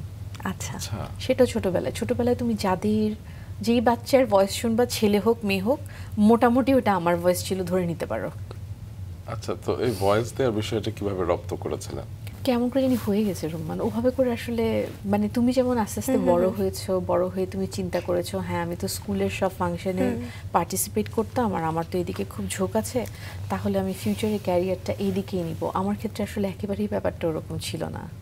এবং ছোটবেলা একটা মজার বিষয় হচ্ছে যখন আসলে কেউ শিখিয়ে দেয় হয়ে যায় কোনো না কোনো ভাবে, হ্যাঁ, হয়ে যায়। কিভাবে কি সুন্দর করে যেন হয়ে যায়। তো ছোটবেলার সেই বিজ্ঞাপনের কথা তো আমরা এখনো ভুলিনি, লজেন্সের ওটা তো বিজ্ঞাপন। বিভীষিকাময় এক্সপিরিয়েন্স। কারণ আমি যখন মনে করো অনেক বড় 20-22 বছর বয়স, নায়িকা, আমি ধরো প্রেমের ডায়লগ বলছি নায়ককে, ব্রেকে কোকোলা লজেন্সের অ্যাড। আচ্ছা। মানে আমি আসলে এর জন্য মনে হয় 1-2 বার কেঁদেছি, মানে নাটক অন এয়ার হওয়া অবস্থায়, যে আমার তো সর্বনাশ হয়ে যাচ্ছে। তারপরে আপনি অনেক বিজ্ঞাপনেই কাজ করেছেন এবং একটি বিশেষ বিজ্ঞাপনের কথা না বললেই নয়, যেটা ইন্টারন্যাশনাল একটি প্রোডাক্ট এবং লাক্সের বিজ্ঞাপন করেছেন। এবং সেটা তো আসলে যে সময়টা শুট হয়েছিল সেই সময় বলিউডের নায়িকারা অভিনয় করেছিলেন সেই বিজ্ঞাপন চিত্রে। জি, তো এক্সপিরিয়েন্সটা শুনবো। আমরা ছোটবেলা থেকে দেখেছি সুবর্ণা মুস্তফা লাক্সের অ্যাড করে, আম্মা হা করে দেখে, পরে বিপাশা হায়াত, শমিকা আয়সার লাক্সের অ্যাড করে, মোয়াপু লাক্সের অ্যাড করে, আমরা হা করে দেখি। সো আমাদের যখন মানে আমাকে যখন লাক্সের অ্যাড করার কথা বলা হলো, এটা আমার কাছে মানে খুব একটা মানে সিরিয়াল একটা এক্সপিরিয়েন্স, মানে ফিলিংস ছিল, যেটা কি সত্যি। বিকজ আমরা যাদেরকে ছোটবেলা থেকে দেখছি তারা যেটা করে ওটা আমাকে বলা হচ্ছে। তো আর শুটিংয়ে যখন গেলাম, শুটিংয়ের জন্য বিদেশে যাচ্ছি, ব্যাংককে গেলাম, আমি মনে হয় অপি আপার একদিন পরে গিয়েছিলাম। মানে বিদেশের শুটিং আসলে অন্যরকম, মানে বিশাল আয়োজন। প্রথমত একটা মাল্টিন্যাশনাল কোম্পানির ওরকমই তো রিসোর্স থাকে। ইট ওয়াজ আ ফ্যাসিনেটিং এক্সপেরিয়েন্স। কে নির্মাণ করেছিলেন? আমি ডিরেক্টরের নাম জিজ্ঞেস করে ভুলে গেছি, অপি আপু শিওর বলতে পারবে। কাজটা এশিয়া টিকেট ছিল। তবে সেটি আপনার পার্সোনালিটি কিংবা আপনি যেভাবে কাজ করেন সেটির সাথে আসলে যায়নি। একদম ড্রিমি, একদম নায়িকা নায়িকা একটা, এখন আমরা মনে রেখেছি সেই বিজ্ঞাপনের কথা। কি বলো লাবণ্য? সত্যি তাই, এবং সেটি মনে রাখবারই মতো একটি কাজ। কিন্তু একটা হলো এতক্ষণ ধরে আপনাকে জানছি যে আপনি কাজ করছেন অন্য কারো ডিরেকশনে, কিন্তু একটা পর্যায়ে নাটক নির্মাণ করা হয়েছে, সেই অভিজ্ঞতা একটু আসতে চাই। আপনাকে আমরা নাট্যকার হিসেবে পেয়েছি, কেমন ছিল দিনগুলো? মানে কেন আপনি পর্দার পেছনে আবার চলে এসেছিলেন? সেটা কি নিজের ইচ্ছা নাকি চ্যানেলের ইচ্ছা? চ্যানেলের ইচ্ছা। আমি চাকরি করতাম, আমাকে একদিন অফিস থেকে বলা হলো যে আমি কিন্তু চ্যানেলের জন্য প্রচুর স্ক্রিপ্ট লিখেছি, নাটকের শুধু স্ক্রিপ্ট না, যে তোমরা যে উপস্থাপনা করছো টেলিপ্রম্পটারে হচ্ছে এরকম স্ক্রিপ্ট আমার অনেক অনেক অনেক লেখা। অনেকের হয়তো অনেক প্রোগ্রামে অন্যর নাম গেছে, কিন্তু আমার স্ক্রিপ্ট লেখা। খুব ক্রিয়েটিভ মানুষরা কিন্তু টাইম ফেল করে, ডেট ফেল করে, তুমি জানো। বিশেষ করে বড় বড় রিয়েলিটি শোতে যাদের স্ক্রিপ্ট লেখার দায়িত্ব থাকে তাদেরকে আবার অনেক কষ্টও দেওয়া হয়, কারণ তাদেরকে ব্রিফিং দেওয়া হলো এই গান যাবে, ওই নাটক যাবে, সাথে এই আর্টিস্ট যাবে। শুটিংয়ের দিন উনি দেখলো যে ওইটা আসলে 3টা এপিসোড পিছিয়ে দেওয়া হয়েছে টেকনিক্যাল কারণে, কারণ অমুক শিল্পীকে পাওয়া যাচ্ছে না। এটা তো তুমি অনেক ভালো জানো। সো এখানে ঠিক স্ক্রিপ্ট রাইটারের দোষ দিয়ে লাভ নাই, স্ক্রিপ্ট রাইটার হয়তো উত্তেজিত হয়ে কান্না হয়ে চলে গেল। আর সাধারণ ক্ষেত্রে এই ধরনের প্রোগ্রামে স্ক্রিপ্ট রাইটার একটু অল্প বয়স্ক হয়ে থাকে। তো অফিস থেকে আমাকে একদিন বলা হলো যে আপনি তো স্ক্রিপ্ট লেখেন অনেক, খুব ঝামেলা, এই ফেল করছে, ও হচ্ছে কি কি কি, আপনি যান নাটক বানায় নিয়ে আসেন। এবং বলে খুব গম্ভীর হয়ে গেল, যিনি বললেন উনি খুব গম্ভীর হয়ে গেলেন, যিনি এত গম্ভীর হয়ে গেলেন যে আমি এটার এগেইনস্ট আর কিছু বলতে পারলাম না। ওভাবেই শুরু। এবং এক নিঝুম অরণ্যে ভ্যালেন্টাইন্স ডেতেই প্রচার হয়েছিল এই নাটকটা। কিন্তু আসলে তখন আমি ওখানে লেখা দেখবা যে একটা বিদেশি গল্প ছায়া অবলম্বনে, তখন আমাদের দেশের মানুষ এত কোরিয়ান ড্রামা দেখে না, এটা কিন্তু একটা কোরিয়ান ড্রামার ছায়া অবলম্বনে লেখা। সেটাকে একদম নিজের বলাটা একেবারেই ঠিক না। না, তারপরও ওইটা আমি ধরো বাংলাদেশের প্রেক্ষাপটে এবং আমি প্রথমেই বড় বড় করে দিয়ে দিয়েছি। তখন আসলে কোরিয়ার জিনিসও এত পপুলার বলে লাভ নাই যে এটা কোরিয়ান, এই জন্যই লেখা যে একটা বিদেশি গল্প। কিন্তু সেটা তো একবার অনেকে অ্যাক্সিডেন্টালি করে ফেলে, কিন্তু আপনি সেটা কন্টিনিউ করেছেন। আপনি বেশ কিছু নাটক ডিরেকশন দিয়েছেন এবং অনুবাদ না, আপনি নিজের মৌলিক গল্পে আপনি লিখেছেন। তো এটি কতটা উপভোগ করতেন আপনি, নাকি চাকরির জন্য আসলে করতে আমি হতো? খুবই উপভোগ করতাম, আমার লিখতে প্রচন্ড ভালো লাগে। এছাড়া আমি আরো 2টা নাটকের অনুবাদ টাইপের প্রোডাকশন করেছি, সো ওইটাই একমাত্র বলাটাও ঠিক না। আমার লিখতে খুবই ভালো লাগে রুম্মান, আমার ডিরেকশন দিতেও খুব ভালো লাগে। তবে ডিরেকশনের ক্ষেত্রে আমি একটা কথা বলবো, চক্ষু লজ্জার খাতিরে হোক বা অন্য কোনো কনস্ট্রেনের খাতিরে হোক, কিছু কিছু ক্ষেত্রে আসলে আমি একটু কম্প্রোমাইজ করেছি, যেটার জন্য পরবর্তীতে আমি খুব আপসেট থেকেছি। ধরো আমার একটা শট পছন্দ হয় নাই, কিন্তু ওটার জন্য অনেক বড় একটা লাইটের শিফট করতে হবে, করতে হবে এসব, এগুলো আসলে আমার উচিত হয়নি। আমার যেটা আমার সবারই থাকে আসলে কাজের জায়গা, কিন্তু আমি ওগুলো নিয়ে আসলে পরে ওভারথিংক করা একটু আমার বদভ্যাস একটা, যেটা আমি করি মাঝে মাঝে। অনেক অভিনয় শিল্পী তো বড় পর্দায়ও ফিল্ম ডিরেকশন দিয়েছেন, আপনিও নিশ্চয়ই অফার পেয়েছিলেন বড় পর্দার জন্য ডিরেকশন দেওয়ার? না, কারণ আপনি যে প্রতিষ্ঠানে ছিলেন সেখান থেকে নায়িকা মৌসুমী সহ অনেকে ডিরেকশন দিয়েছেন বড় পর্দার জন্য। আমি অফার পেলেও আমি সিনেমা ডিরেকশন দিব না। কেন? আমি নিজে এই কথাটাকে বলতাম, আমি যখন নাটকের ডিরেকশন দিতাম তখনই আমাকে বলতো যে আপনি নাটকের ডিরেকশন দেন কেন, আপনি তো অভিনেত্রী। হ্যাঁ, নাটকের ডিরেকশন দিই কারণ এই জিনিসটা আসলে এত বছর ধরে দেখি, মানে আমি মোটামুটি একটা ফিল আছে, একটা জিনিস জানি, হ্যাঁ, যেটা আমি মনে হয় পারবো। অভিনয় মানে আমি সিনেমায় কখনো অভিনয় করিনি, এবং আমার মনে হয় যে সিনেমার ডিরেকশনের সাথে নাটকের ডিরেকশনের সিগনিফিক্যান্ট একটা পার্থক্য আছে। এটার আরও একটা বলবো ভুলই করেছি। আমি আসলে বেশ কিছু বছর আগে 2011-তে নাইফাতে গিয়ে ডিরেকশনের উপর একটা কোর্স করে আসি। ওটা করার পরে হ্যাঁ, নিউ ইয়র্ক ফিল্ম একাডেমি, ওখান থেকে কোর্সটা করে আসার পরে যেটা হয়, আমি একদম ডিরেকশন দেওয়া বন্ধ করে দিই। কেন? কারণ আসলে শিখতে গিয়ে দেখলাম যে আসলে অনেক কিছু ভুল করি। আগে যখন জানতাম না তখন শুধরাবার জন্য আপনি কাজ করবেন। আগে যখন জানতাম না খুব কনফিডেন্টলি ভুল করে ফেলতাম, ভুল করার পর মনে হতো যে সাংঘাতিক ভালো একটা কাজ করে ফেলছি। কিন্তু জানার পরে মানে উপকার তো হয়নি, বরঞ্চ বলতে পারো অপকার হয়ে গেছে। তারপর আবার কয়েকটা বইও পড়ে ফেললাম, অনেকগুলো বই পড়ে ফেললাম। আচ্ছা, বই পড়েছেন তো বই লিখেছেন? সেই লেখা না, বই পড়েছি ফিল্ম মেকিং এর উপর। ওটা আরো সর্বনাশ হয়ে গেল। তার মানে তো বই পড়া ঠিক হয়নি আপনার? না, মানে জেনে আরো কনফিডেন্টলি কাজটা করার বদলে জেনে আরো মনে হয়েছে ওরে বাবা এটা আসলে অনেক কঠিন জিনিস, আমি পারবো না। আমার একটি বিষয় জানবার আছে, যেটি আমি কিনেছিলাম, আপনার নিজের লেখা বই নীরবে এবং স্বপ্ন এবং স্বপ্নের। তো বই লেখার ইচ্ছাটা কবে এসেছিল? আমাদের বাসায় একজন প্রকাশক আসলেন, এসে বললেন আমাকে বই লিখতে। তো এই কথাটা শুনে আমার প্রথমে খুব হাসি পেল, আমি কেন বই লিখবো। আচ্ছা, তারপর উনি আমাকে বললেন যে আপনার এই নাটকটা আমি দেখেছি, নাটকটা আমার কাছে খুব ভালো লেগেছে, আপা আরেকটু লম্বা করে এটাকে বই করে দেন। আমার কেউ নিবে না, আমার বই কেউ কিনবে না। তারপরে আম্মা খুবই জোরাজুরি করলো, আম্মার জোরাজুরিতে খুব উৎসাহ নিয়ে বইটা লিখে ফেললাম। তারপর আবার শুনলাম বইটা নাকি বিক্রিও হয়েছে অনেক। হ্যাঁ, প্রকাশক পরের বছর বইমেলাতে এসে বললেন যে, শরীফ ভাই ওনার নাম, বললেন যে আপা আপনার বই তো ভালোই বিক্রি হয়েছে, আমরা সেকেন্ড প্রিন্টে যাচ্ছি, আপনি আরেকটা বই লেখেন। আমার কেন বিশ্বাস হলো না যে সত্যি বই কেউ। আম্মা বললো যে না, বইটা খারাপ হয় নাই। তারপরে ওইটাও আম্মার অনেক চাপাচাপিতে সেকেন্ড বইটাও লেখা। চমৎকার। তো বই লিখেছেন এবং ফিল্ম মেকিং এর উপর বই পড়েছেন এবং মার্কেটিং বিষয়ে আপনি পড়িয়েছেন ছাত্রীদের। শিক্ষকতা পেশায় কতদিন ছিলেন এবং কেমন উপভোগ করেছেন? শিক্ষকতা পেশায় আসলে অনেক দিন থাকার ইচ্ছা ছিল, কিন্তু জাস্ট কয়েকটা সেমিস্টারের মধ্যেই আমার আম্মা খুব অসুস্থ হয়ে পড়ে, যে কারণে আমার আসলে সব কিছু থেকে, আমার একটা রেস্টুরেন্ট ছিল তুমি জানো রুমা, আমার রেস্টুরেন্ট আমি বিক্রি করে দিয়ে ওখান থেকে কাজ বন্ধ করে একদম 100% কনসেন্ট্রেশন আম্মার উপরে প্রায় 3.5 বছর দিয়েছি। তো শিক্ষক হিসেবে কেমন ছিলেন আপনি? আমার পড়াতে খুব ভালো লাগতো। আমি জানি না আমি কেমন পড়াতাম, ওটা তো আমার স্টুডেন্টরা বলতে পারবে, কিন্তু আমার পড়াতে খুব ভালো লাগতো। বাহ।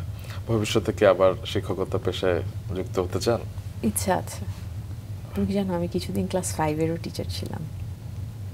আপনি কোন ক্লাসে পড়তেন? ও তখন আমার পড়াশোনা শেষ। আচ্ছা আচ্ছা, ক্লাস 5 এর টিচার মানে একটা স্কুলে? স্কুলে। ওয়াও।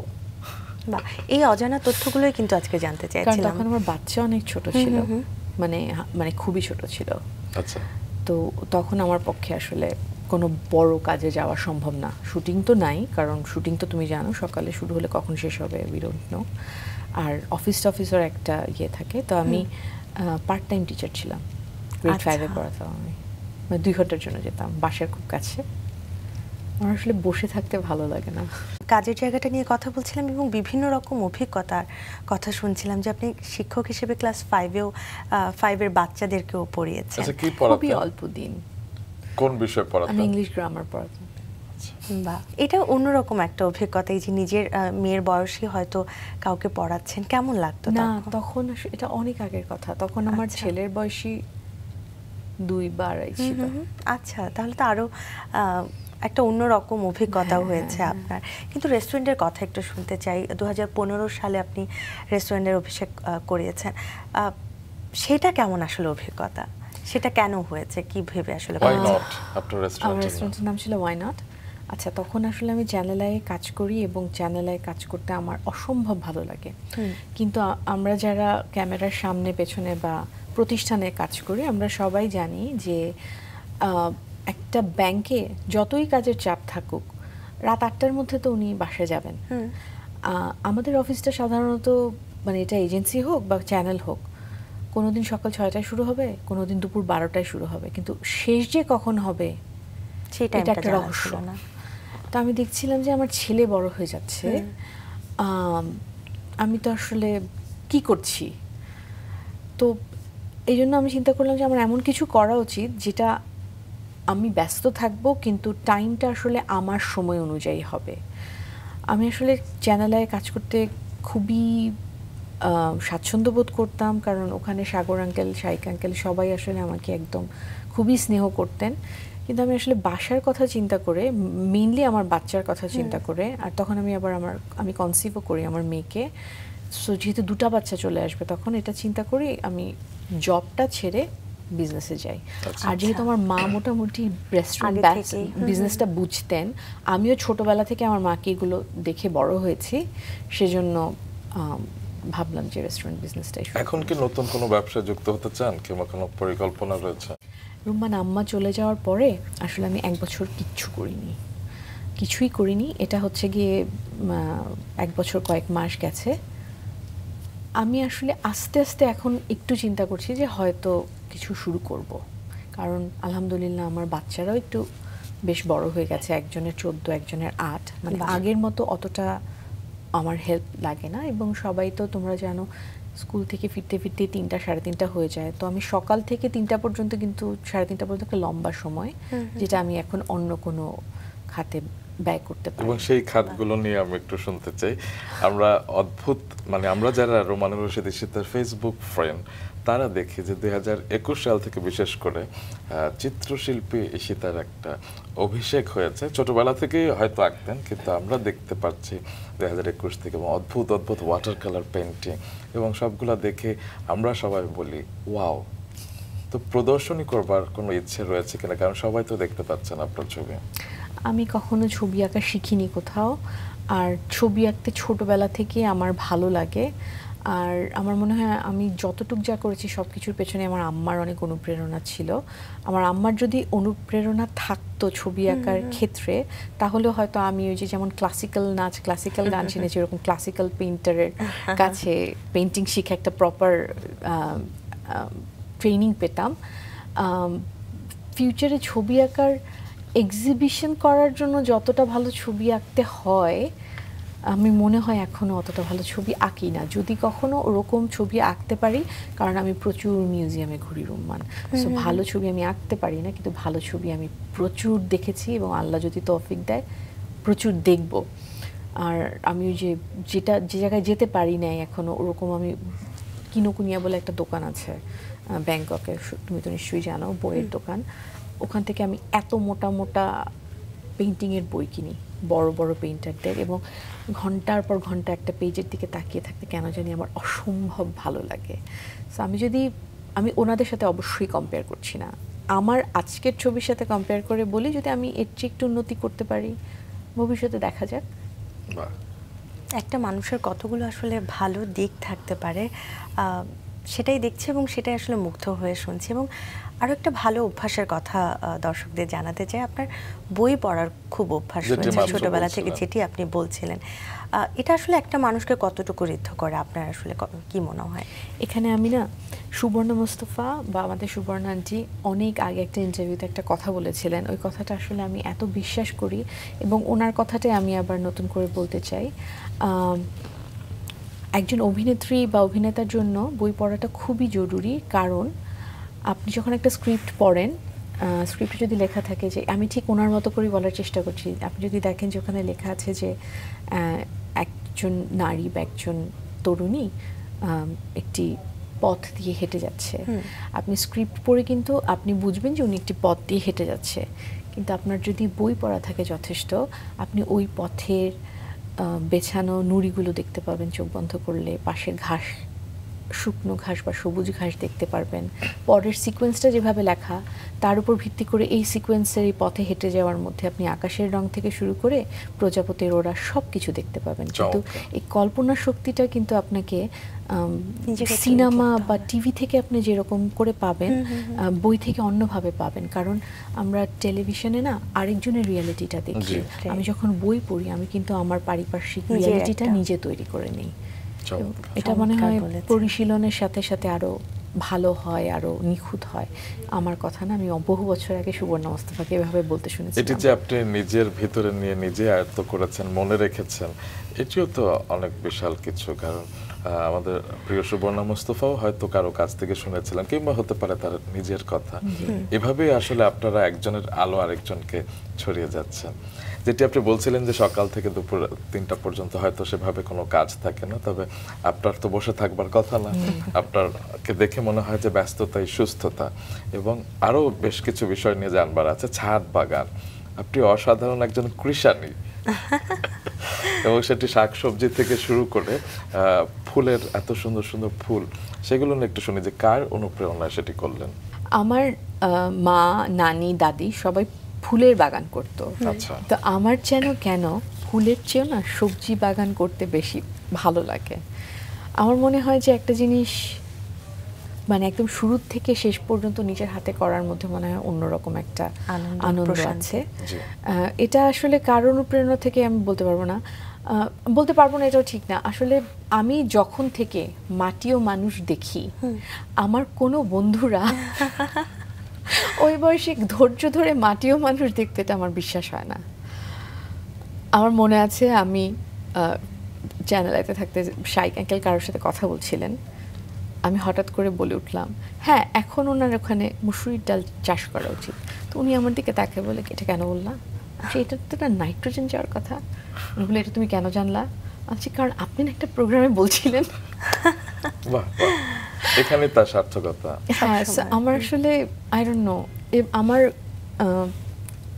কৃষিকাজ খুব ভালো লাগে, নতুন কিছু জানা যায়। আমার কৃষিকাজ খুব ভালো লাগে। যদি এটা পসিবল হতো, মানে তাহলে আমি দূরে কোথাও যে আরো বড় পরিসরে মাটির ঘরে থাকার কোনো ইচ্ছা নাই আমার। কারণ কেউ যদি, আমার মনে হয় মানুষ এত কাজ করে জীবনের উন্নতি করার জন্য, আমার যদি এটা সম্ভব হতো, ছেলে মেয়েকে নিয়ে গিয়ে কোথাও আমি থাকতে পারতাম যেখানে অনেক বড় জমি আছে এবং আমি আসলে খুব সিরিয়াসলি কৃষিকাজ করতাম। আমার মনে হয় সেটি একদিন আপনি করবেন, কারণ আমাদের চিত্রনায়ক নাইম তিনি করেন। I would love to do that.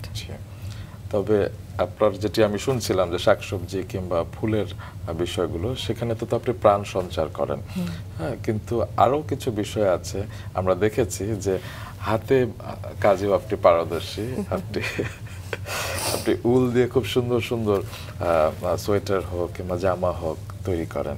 এগুলো আসলে কবে শিখেছেন এবং অনুপ্রেরণা কে ছিল?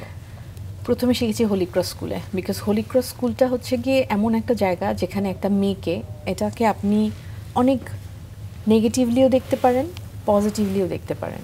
আমি এটাকে পজিটিভলি দেখতে পছন্দ করি, কারণ আমি মনে করি যে অবশ্যই নারী পুরুষ সবারই সম অধিকার এবং সব কিছু, তারপরেও কিছু জিনিস থাকে যেটা একটু মেয়েদেরই, যেমন কেউ যদি সম অধিকার জন্য আমাকে বলে যে তুমি কি এখন মাটি কাটো রাস্তায়, আর আমার ভাই যদি আমার পাশে বসে থাকে আর ভাইকে যদি বলে যে পেঁয়াজটা বেটে দাও, আমি কিন্তু খুবই বিরক্ত হব। জি, হয়তো বিকজ আমি এইভাবে করে স্কুলিংয়ে বড় হয়েছি, I don't know. Holy Cross থেকে আমাদের সেলাই ক্লাস ছিল, এখানেও একটু অন্যরকম। সেটা হচ্ছে সেলাই ক্লাস নিয়ে যখন সবাই খুব বিরক্ত হতো, ভালো লাগতো না, মানে কমপ্লেইন করতো, আমার খুব ভালো লাগতো, আমার সেলাই করতে ভালো লাগতো। আমার আমাদের গার্হস্থ্য বিজ্ঞানের ফিজিক্স ল্যাব যেরকম থাকে না স্কুলগুলোতে, আমাদের গার্হস্থ্য বিজ্ঞান ল্যাব ওরকম ছিল, বিরাট ল্যাব এবং with all the facilities everything. So আমার স্কুলে রান্না করতে খুব ভালো লাগতো। আমার আম্মার একটা দুঃস্বপ্ন ছিল যেদিন আমি হঠাৎ করে লাফ দিয়ে উঠে বলবো আজকে আমি রান্নবো, কারণ ওদিন মনে করো যে পরে কিচেন পরিষ্কার করতে 2 দিনের মতো টাইম লাগবে। সো স্কুল থেকে শিখেছি। আর আমার দাদি অসম্ভব উলের কাজ করতে পারতেন, মানে আমার দাদি সকালে বসে সন্ধ্যার মধ্যে আমার আব্বার সোয়েটার বা আমার স্কুলের সোয়েটার বানিয়ে ফেলতেন। স্কুলে আমি খুব কম সোয়েটার বাইরে থেকে পরেছি, সব আমার দাদির বানানো। আর আমার দাদি মোজা জুতা টুপি মানে সব বানাতে পারতেন আর কি। আর আমার নানি বালিশের কাভার থেকে শুরু করে আমার সবচেয়ে ফ্যান্সি ড্রেসটা, মানে সালোয়ার কামিজ, আমার নানি সেলাই খুব ভালো পারতেন আর আমার দাদি উলের কাজ খুব ভালো পারতেন। চমৎকার। আসলে বট গাছের নিচেই তো আসলে গাছের জন্ম হয়, তো সেটি বুঝতে পারছিলাম। আপনার চারপাশে সব আলোকিত মানুষরাই ছিলেন। তবে যেসব নিয়ে কথা বলছিলাম, অভিনয় নাচ গান তো সবাই জানে, কিন্তু এই যে এই সত্তাগুলো, সেগুলো সম্পর্কে আমরা একটু দর্শকদের জানাতে চাই। আপনার কাজের কিছু নমুনা একটু দর্শকদের দেখাতে চাই, দেখে আসি। দর্শক চলুন আমাদের আজকের অতিথি রোমানা রশিদ ঈশিতার কাজের কিছু নমুনা দেখি।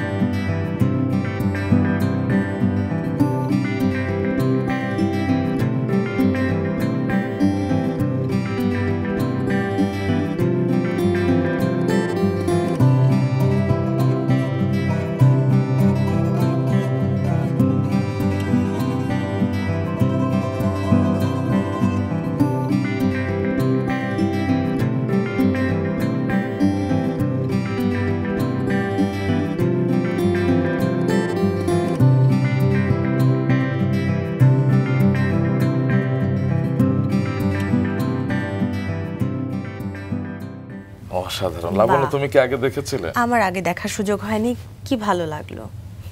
বলুন, বিনয় নিয়ে কিছু বলুন। অত ভালো না। আমার এই যে ক্রুশি কাটার কাজ শেখা কিন্তু ইউটিউব থেকে।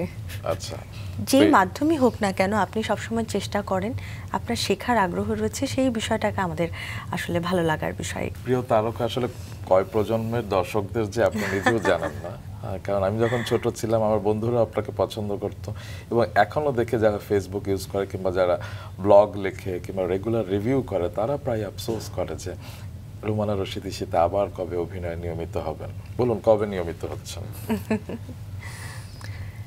আগের মতো নিয়মিত হওয়ার কোনো সম্ভাবনা নাই, কিন্তু যদি স্ক্রিপ্ট পছন্দ হয়, সময় সুযোগ সব ঠিক থাকে, 1-2টা নাটক আমি অবশ্যই করতে চাই। আর এখন আমার ছেলে 9-এ পড়ে, তো আচ্ছা, ওখানে আসলে যতই স্কুলে থাকুক আর যাই করুক, এই সময়টা তো অবশ্যই একটু আমার ওকে টাইম দিতে হবে। তো ছেলেমেয়ের প্রসঙ্গে অবশ্যই আসবো, তবে তার আগে ছেলেমেয়ের বাবা সম্পর্কে একটু শুনে নেই। কারণ কিছুদিন আগে আপনাদের 21তম বিয়ে বার্ষিকী ছিল, 16ই মার্চ 2003-এ আপনার বিয়ে হয়েছিল। একটু যদি আরিফ দৌলাকে বিশ্লেষণ করতে বলে একজন স্বামী হিসেবে। আমার স্বামী এমন একজন মানুষ যাকে আমি অসম্ভব শ্রদ্ধা করি, এবং ওনাকে মূল্যায়ন করার মতো যোগ্যতা আমার ধারণা আমি রাখি না। তবে আমি এতটুকু বলতে পারবো, উনি একজন হৃদয়বান ভালো মানুষ। খুব চমৎকার করে আসলে বলেছেন, ছোট করেই বলেছেন, কিন্তু এই কথা ধরে আসলে বোঝা যায় যে তাদের কেমিস্ট্রিটা আসলে কত ভালো এবং কতটা শ্রদ্ধা করেন তাকে। অল্প শব্দে অনেক গভীর কিছু কথা বলে ফেলেছে। সত্যি তাই।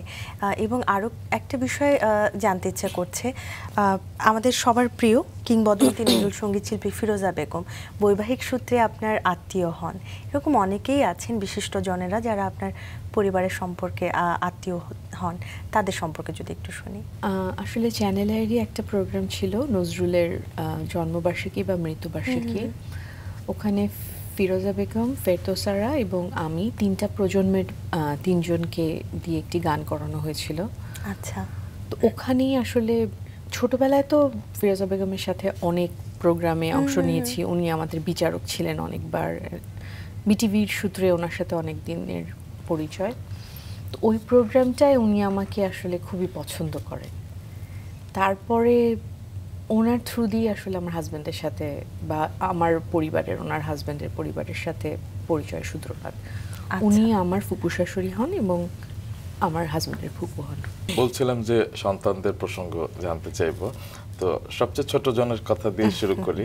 আমরা তো আপনাকে চিনেছি এবং আপনার সম্পর্কে জেনেছি যে ছোটবেলা থেকে লক্ষ্মী একটা মেয়ে, শান্ত স্বভাবের, কারোর সাথে ঝামেলায় যেতেন না এবং মাটির একজন পুতুল আপনি।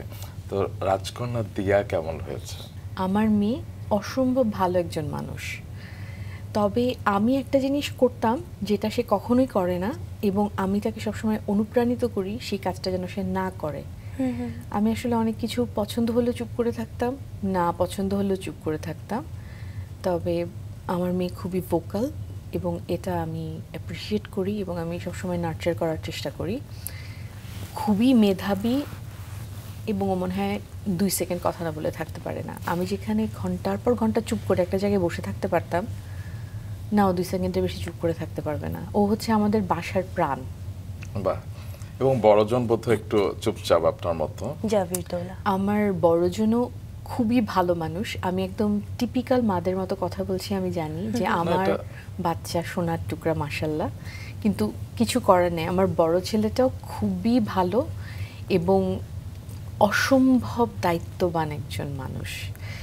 আমার যদি একটু কোনো কারণে শরীর খারাপ হয় বা আমি যদি কোনো কারণে বলি, আমার আসলে একা একা ঘুরতে ভালো লাগে না। আমার সবসময় সাথে মা থাকতো, তো ধরো হঠাৎ করে যদি কোথাও যেতেও হয়, এখন যেমন হয় আমি আমার কোনো বান্ধবীকে বলি যে প্লিজ আমার সাথে একটু চলো, অথবা না হলে যদি আমি আমার ছেলেকেও বলি যে বাবা আমার এখানে যেতে হবে, একটু আমার সাথে চলো। ছেলেরা কিন্তু সাধারণত এগুলোতে একেবারেই, আমি তো অনেককেই দেখি একেবারেই ইন্টারেস্টেড না, যে এই তুমি ওখানে যাবা, আমি কেন যাবো, আমি বসে থাকবো। আমি যদি সিরিয়াসলি ওকে বলি যে আব্বু আমার এখানে যেতে হবে, আমার ভালো লাগছে না একা যেতে বা কিছু, ও হাতে একটা বই নিয়ে বলবে ও আচ্ছা চলো। মানে এটা শুনতে কিরকম লাগছে আমি জানি না, তবে বেশিরভাগ এই বয়সী এই প্রজন্মের ছেলেদেরকে কিন্তু আমি এরকম দেখি না। এখন আল্লাহ কতদিন ঠিক রাখবে, কি করবে আমি জানি না, অবশ্যই ঠিক রাখবে। তবে সোফার আলহামদুলিল্লাহ আমি বাচ্চাদের নিয়ে একদম খুবই 100% স্যাটিসফাই। আপনার ছেলের সাথে আপনার গানও রয়েছে, আবার এলো যে সন্ধ্যা। জি, এখন ও খুব লজ্জা পায় এটা দেখলে। ওই যে ওই বয়সটাতে যে এখন আছে ক্লাস 9-এ পড়ে, এখন সে বলে উফ আমি যে কি করলাম, কেন যে করলাম। কিন্তু তখন কিন্তু গানটা করা হয়েছিল ওর উৎসাহতেই। আমি বলেছিলাম আমার হাজবেন্ডকে কয়েকদিন পরে করি, তখন আমার হাজবেন্ড আমাকে বলছিল তুমি ছেলেদের মেন্টালিটি জানো না। আজকে যেই ছেলে বাচ্চাটা এত এক্সাইটেড হয়ে গানটা করতে চাচ্ছে, আর কিছুদিন পরে এটার কথা বললে দেখবা যে বাসা থেকে পালিয়ে যাবে। এবং ওই কথাটাই এখন আমি দেখতে পাচ্ছি যে ভাগ্যিস আমি তখনই কাজটা করেছিলাম। তো ওরা আসলে কি চায়, বড় হয়ে কি হতে চায় এবং আপনারা কি চান? আমরা চাই ওরা বড় হয়ে ভালো মানুষ হোক, লেখাপড়া শেষ করুক। এখন কি পড়বে, ফাইন আর্টসে পড়বে, কৃষি বিজ্ঞান পড়বে, ডাক্তার হবে, নিউক্লিয়ার ফিজিসিস্ট হবে, সম্পূর্ণ তাদের ইচ্ছা। অ্যাজ লং এজ তারা ভালো মানুষ হচ্ছে এবং পড়া শেষ করছে, উই আর হ্যাপি। ওরা কি চায়? আমার মেয়ে তো আমাকে বলে যে তুমি আমার বাসার খুব কাছে থাকবা, কারণ আমি তো ডাক্তার হব আর অ্যাস্ট্রোনট হব, তা আমি যখন স্পেসে যাব তখন তুমি আমার বাসাটা একটু দেখে রাখবা। তো আমার মেয়ে কি হতে চায় এখন এটা বলে আসলে লাভ নাই, কারণ আমরা সবাই জানি যে ডাক্তারির সাথে সাথে অ্যাস্ট্রোনট হওয়া সম্ভব না। আর আমার ছেলেও এখনো ওভাবে করে আসলে সিদ্ধান্ত নেয়নি কি পড়তে চায়, বাট ও মনে হয় ফিজিক্স অথবা ম্যাথসের দিকে একটু বেশি ইন্টারেস্টেড। আচ্ছা, বাহ। আপনার মতো কি ওরা এক্সট্রা কারিকুলার অ্যাক্টিভিটিসে যুক্ত আছে? আমার ছেলে অসম্ভব ভালো গান গায়, এখন গিটার বাজিয়ে। এবং আমার দিনের একটা সবচেয়ে সুন্দর সময় হচ্ছে বিকালবেলা চা খাওয়ার টাইমটা, কারণ মাঝে মাঝে সে স্কুল থেকে এসে আমি চা খাওয়ার সময় কিছুক্ষণ আমাকে গান শোনায়। বাহ। এবং আমার মনে হয় যে এটা ইউটিউবে 2 মিলিয়ন ভিউয়ের চেয়েও আমার কাছে অনেক বেশি গুরুত্বপূর্ণ। ডেফিনেটলি। জি, তো যখন বিকালবেলা চা খান, ছেলে গান শোনায়, এবং আপনার বাসায় খুব সুন্দর একটি বারান্দা রয়েছে এবং আপনার জানালা, যেটি আপনি প্রায় জানালার ছবি দেন ফেসবুকে, এবং আপনি বলেন যে কখনো আমি এখান থেকে গেলে জানালাটা খুব মিস করব। তো জানালাটাও কিন্তু আপনার বাড়িতে একটি চরিত্র হয়ে রয়েছে, তো সেটি ঘিরে আপনার নিশ্চয়ই অনেক স্মৃতি রয়েছে। রুম্মান, আমি বাসাটা ছেড়ে দিয়েছি রুম্মান। আমি রেগুলার ওই জানালাটার কথা চিন্তা করি। মানে আসলেই তুমি ঠিক বলেছ, ওখানে বসে আমি আমার আম্মার কি করব সেটা নিয়ে চিন্তা করেছি। ওখানে বসে আমি আম্মা যখন সাফার করছে তখন ওখানে বসে আমি কেঁদেছি। আম্মা যখন চলে গেছে তখন আমি ওখানে বসে থেকেছি। মানে ইউ আর সো রাইট, ওই জানালাটা আসলে আমার জীবনের অনেক কিছু সাক্ষী। মাকে নিয়ে আমার অনেক কিছু জানবার আছে, কারণ মা হচ্ছেন আপনার জীবনের সবচাইতে কাছের আপন, এবং আপনাকে ডিফাইনই করা যায় আসলে মাকে দিয়ে একদম ছোটবেলা থেকে। তিনি যেমন ছোটবেলা থেকে আপনার সাথে ছায়ার মতো ছিলেন, আপনি তার অসুস্থতার সময় 3.5 বছর একবারও এক মুহূর্তের জন্য আমি দেখেছি যে আপনি তাকে আড়াল করেননি, এবং আপনি অনেক লোভনীয় কাজের প্রস্তাব ফিরিয়ে দিয়েছেন হাসি মুখে, অবলীলায়, শুধু মায়ের জন্য। এবং আপনি বলতেন যে আম্মা যদি অসুস্থ হয়ে যায় আমি কখন কিভাবে কি করব। সেই মা 2022 সালের 10 অক্টোবর চলে গেলেন অন্য এক পৃথিবীতে। মা তো আসলে আমাদের সবার জীবনে অনেক স্পেশাল একজন মানুষ, অনেক আপন মানুষ। আপনার জীবনে আসলে কোন জায়গাটা এখন তিনি অবস্থান করছেন? এখনকার অবস্থানটা বলতে হলে আসলে একটু পিছনের কথা বলতেই হবে। আমার বন্ধুদেরকে আমি সবসময় এই কথাটা বলি, যখন আম্মা ছিল আর নানু ছিল, দাদু ছিল, তখন আসলে আমার কাউকে লাগতো না। তখন যে আমার কোনো বন্ধু ওরকমভাবে ছিল না, সেটা আমার চিন্তাটাই কখনো মাথায় আসতো না। এখন ওনারা 3 জন নাই জন্য আমার এখন কত মানুষ লাগে, তারপরেও কিন্তু ওই যে একটা শূন্যতা, ওটা কোনোভাবেই পূর্ণ হয় না, হওয়ার কোনো সম্ভাবনাও নাই। আম্মার সাথে আসলে আমার রিলেশনশিপটা বন্ধুর মতোই ছিল। আমরা যেমন এক জায়গায় বসে 3 ঘন্টা 4 ঘন্টা 5 ঘন্টা আড্ডা দিতে পারতাম, আবার আম্মা রিহার্সেলের সময় সবচেয়ে বড় ক্রিটিকের ভূমিকায় থাকতেন। আমি কয়েকজন মানে মেয়ের সাথে মার এই সম্পর্কটা আমি জানি না, প্রতি বছর প্রায় 10-15 বছর ধরে শুধু আম্মা আর আমি বিদেশে বেড়াতে যাই। 2010 সাল থেকে? তুমি জানো না। ও মানে আমার বাবাও থাকে না সাথে, আমার হাজব্যান্ডও থাকে না, বাচ্চারা থাকে না, জাস্ট আমি আর আম্মা বেড়াতে চাই। আমাকে আমার অনেক কাছের মানুষও জিজ্ঞেস করেছেন যে আম্মার সাথে যে যাও কি নিয়ে কথা বলো, কারণ মার সাথে মানুষ এক ধরনের বিষয় নিয়ে কথা বলে, কিন্তু আমার খুবই সৌভাগ্য যে আমি আসলে সব কিছু নিয়ে, যে কোনো কিছু নিয়ে আমার মার সাথে কথা বলতে পারতাম। আর আমার আম্মা যদি না থাকতো আমার মনে হয় না আজকে আমি এখানে থাকতাম। কারণ হচ্ছে আমি নিজেকে যতটুকু বুঝি, আমি যেমন মানুষ, আম্মার যদি কনস্ট্যান্টলি এই ধাক্কাটা না থাকতো সামনের দিকে যাওয়ার জন্য, আমি খুব মনোযোগ দিয়ে লেখাপড়া করতাম, বড় কোথাও চাকরি করতাম, এবং মাঝে মাঝে হয়তো একটু ছবি টবি আঁকতাম, ঘরোয়া অনুষ্ঠানে 1-2টা রবীন্দ্রসঙ্গীত করতাম। কারণ আমার আসলে খুব পাবলিকলি এক্সপোজড হতে এখনো কমফোর্টেবল লাগে না। এটাই হচ্ছে কথা, যে কারণে আমি ফটো সেশন করতে পারি না। আই জাস্ট ডোন্ট নো যে ক্যামেরার সামনে কি করব। তুমি আমাকে একটা স্ক্রিপ্ট দাও, আমি অভিনয় করে দিতে পারবো, কিন্তু ওই যে কিভাবে যে মানুষ ছবি তুলে এটা আমি এত বছরে বুঝলাম না। এবং একটা বিষয় আপনি বলছিলেন যে ঘুরতে যাওয়ার জন্য এখন কাউকে বলতে হয়, এবং সেটাও বলছেন যে আপনি আপনার 2010 সাল থেকে মায়ের সাথে অনেক ঘুরতে যেতেন। বিশেষ কোনো স্মৃতি যেটা এখনো মনে পড়ে? সব স্মৃতি আসলে বিশেষ, তারপরও থাকে না কিছু একটা যেটা যদি শেয়ার করতেন আমাদের সাথে। নিশ্চয়। আচ্ছা, আমার মাকে নিয়ে পার্শ্ববর্তী দেশ কলকাতায় যাওয়ার কথা ছিল। হ্যাঁ, তো কোনো একটা কারণে আমি যেতে পারি নাই, তো আম্মা প্ল্যান ক্যান্সেল করেনি, আম্মা আব্বাকে নিয়ে কলকাতায় চলে গেছে। তো আসছে পরে দেখে যে আমি খুব গম্ভীর হয়ে আছি এবং আমি হ্যাঁ না করে উত্তর দিচ্ছি। সো আমি আম্মা চেষ্টা করছিল আমার রাগ ভাঙাতে, এবং কি করলে আমার রাগ ভাঙবে। তা বললাম কালকে আমার সাথে আবার কলকাতা যাও। আম্মা বললো আমাকে তো ইমিগ্রেশনে বেঁধে রেখে দিবে, যে আমি আজকে আসলাম কালকে আবার আমি কলকাতা যাব। তো কি হলো আমি জানি না, আমার খুব জিদ লেগে গেল। আমি সবার সাথে জিদ করি না, আমি আমার মা বাবা আর হাজব্যান্ডের সাথে জিদ করি শুধু, খুব কাছের মানুষদের সাথে। এবং আমি পরের দিন আম্মাকে নিয়ে আবার কলকাতা চলে গেলাম। এটা মনে হলো এখন অনেক হাসি পায়, তখন আমি আর অনেক ছোট ছিলাম। আচ্ছা, এই যে গেলেন এগুলোই কিন্তু গল্প হয়ে থেকে গেল জীবনে।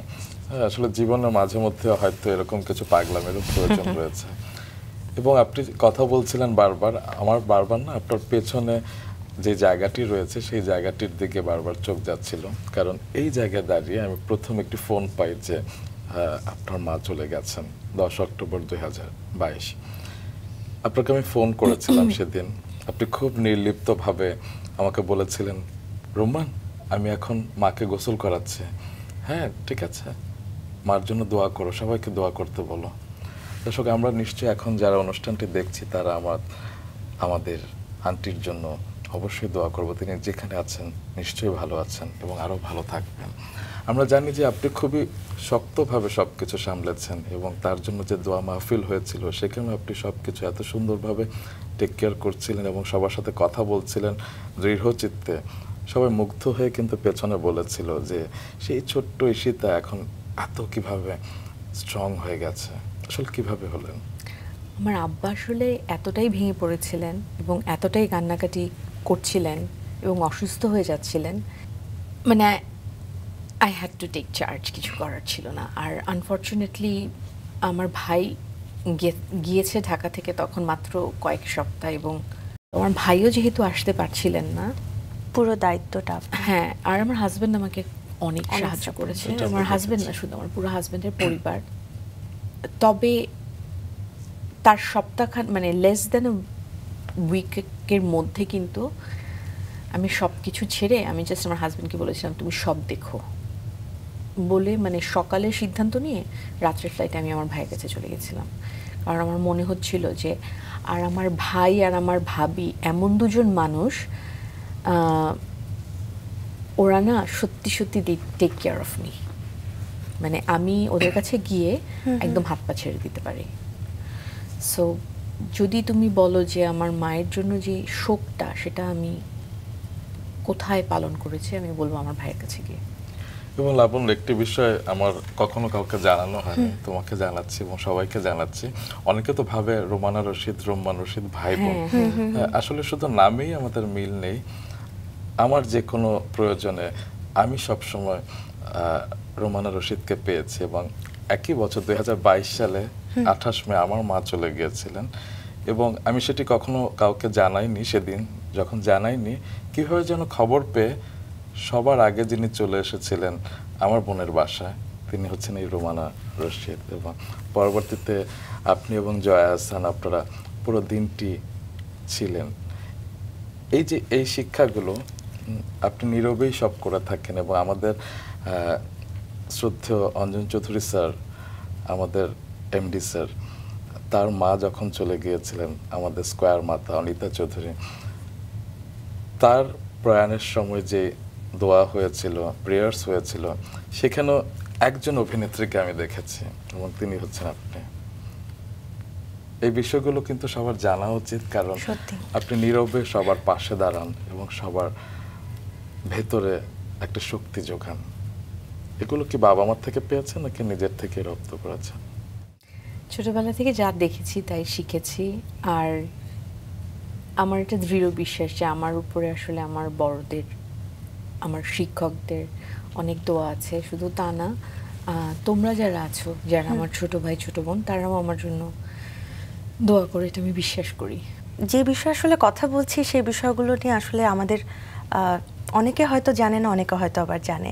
তো একটা ভালো মানুষ আসলে কেমন হয় সেটা মনে হয় এই মানুষটাকে দেখলেই জানা যায়।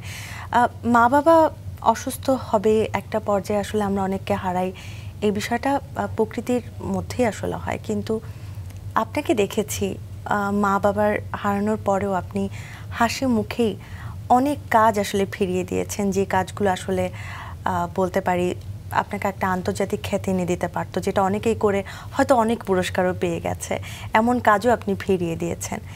সেই ক্ষেত্রে কখনো কি কোনো আফসোস হয়? যেহেতু আমরা মানুষ, অনেক সময় আমরা আফসোস করে ফেলি, আপনার কি এমনটা হয় কিনা? আজকে থেকে বেশ কিছু বছর আগে হয়তো একটু আফসোস হতো, এখন কোনো ধরনের আফসোসই হয় না। কারণ আমার মনে হয় যে আমরা যতটুকু আমাদের প্রাপ্য আমরা ঠিক ততটুকুই পাই, যতটুকু আমাদের করার কথা আমরা ঠিক ততটুকুই করি। আর ভালো মানুষ নিয়ে আমার আসলে একটা থিওরি আছে, সেটা হচ্ছে গিয়ে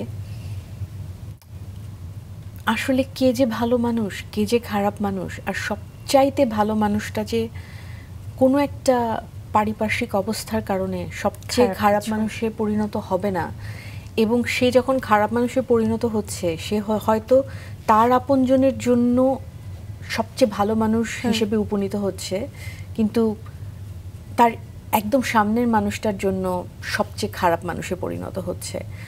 আসলে ভালো খারাপের ব্যাপারটা এত আপেক্ষিক না।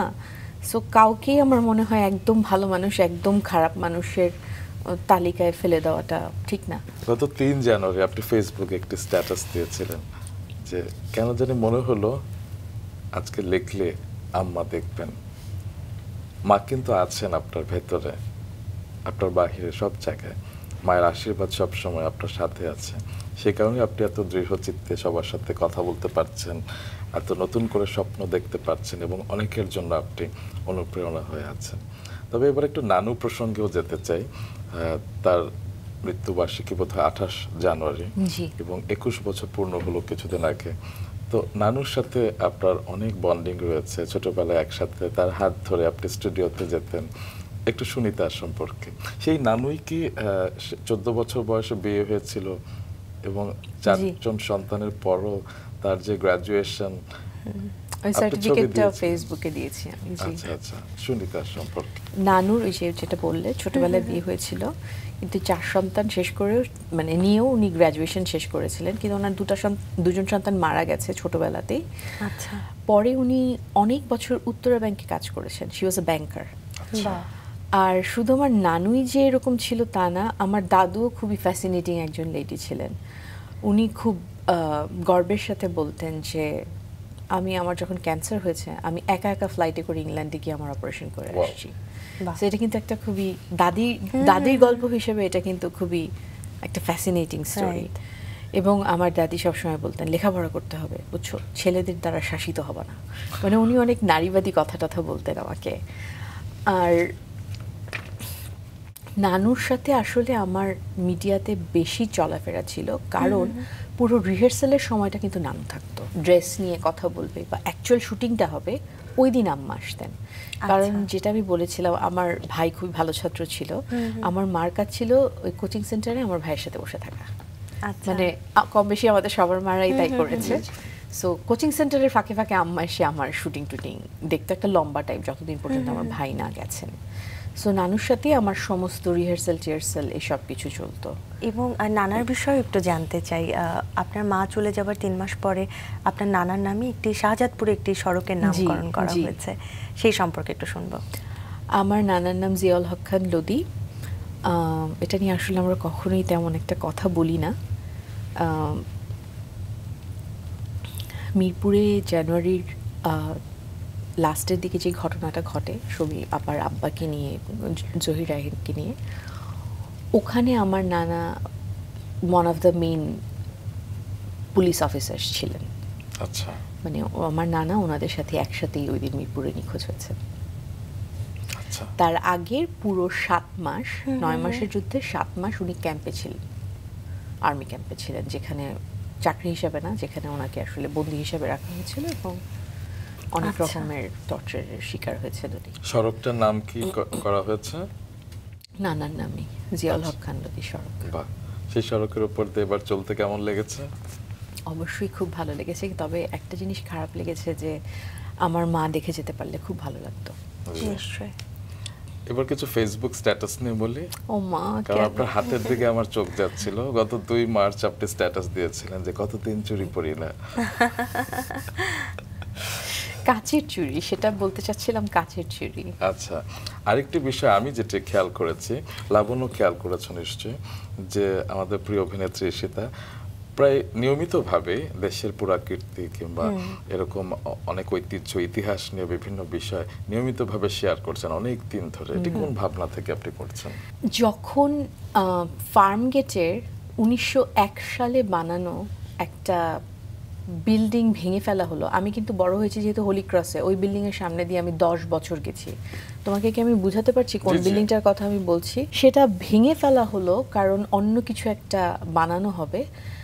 তখন আমি চিন্তা করলাম যে একদম কোনো প্রতিবাদ ছাড়া 100 বছরের উপরের একটা শক্তপোক্ত বিল্ডিং জাস্ট ভেঙে ফেলা হলো।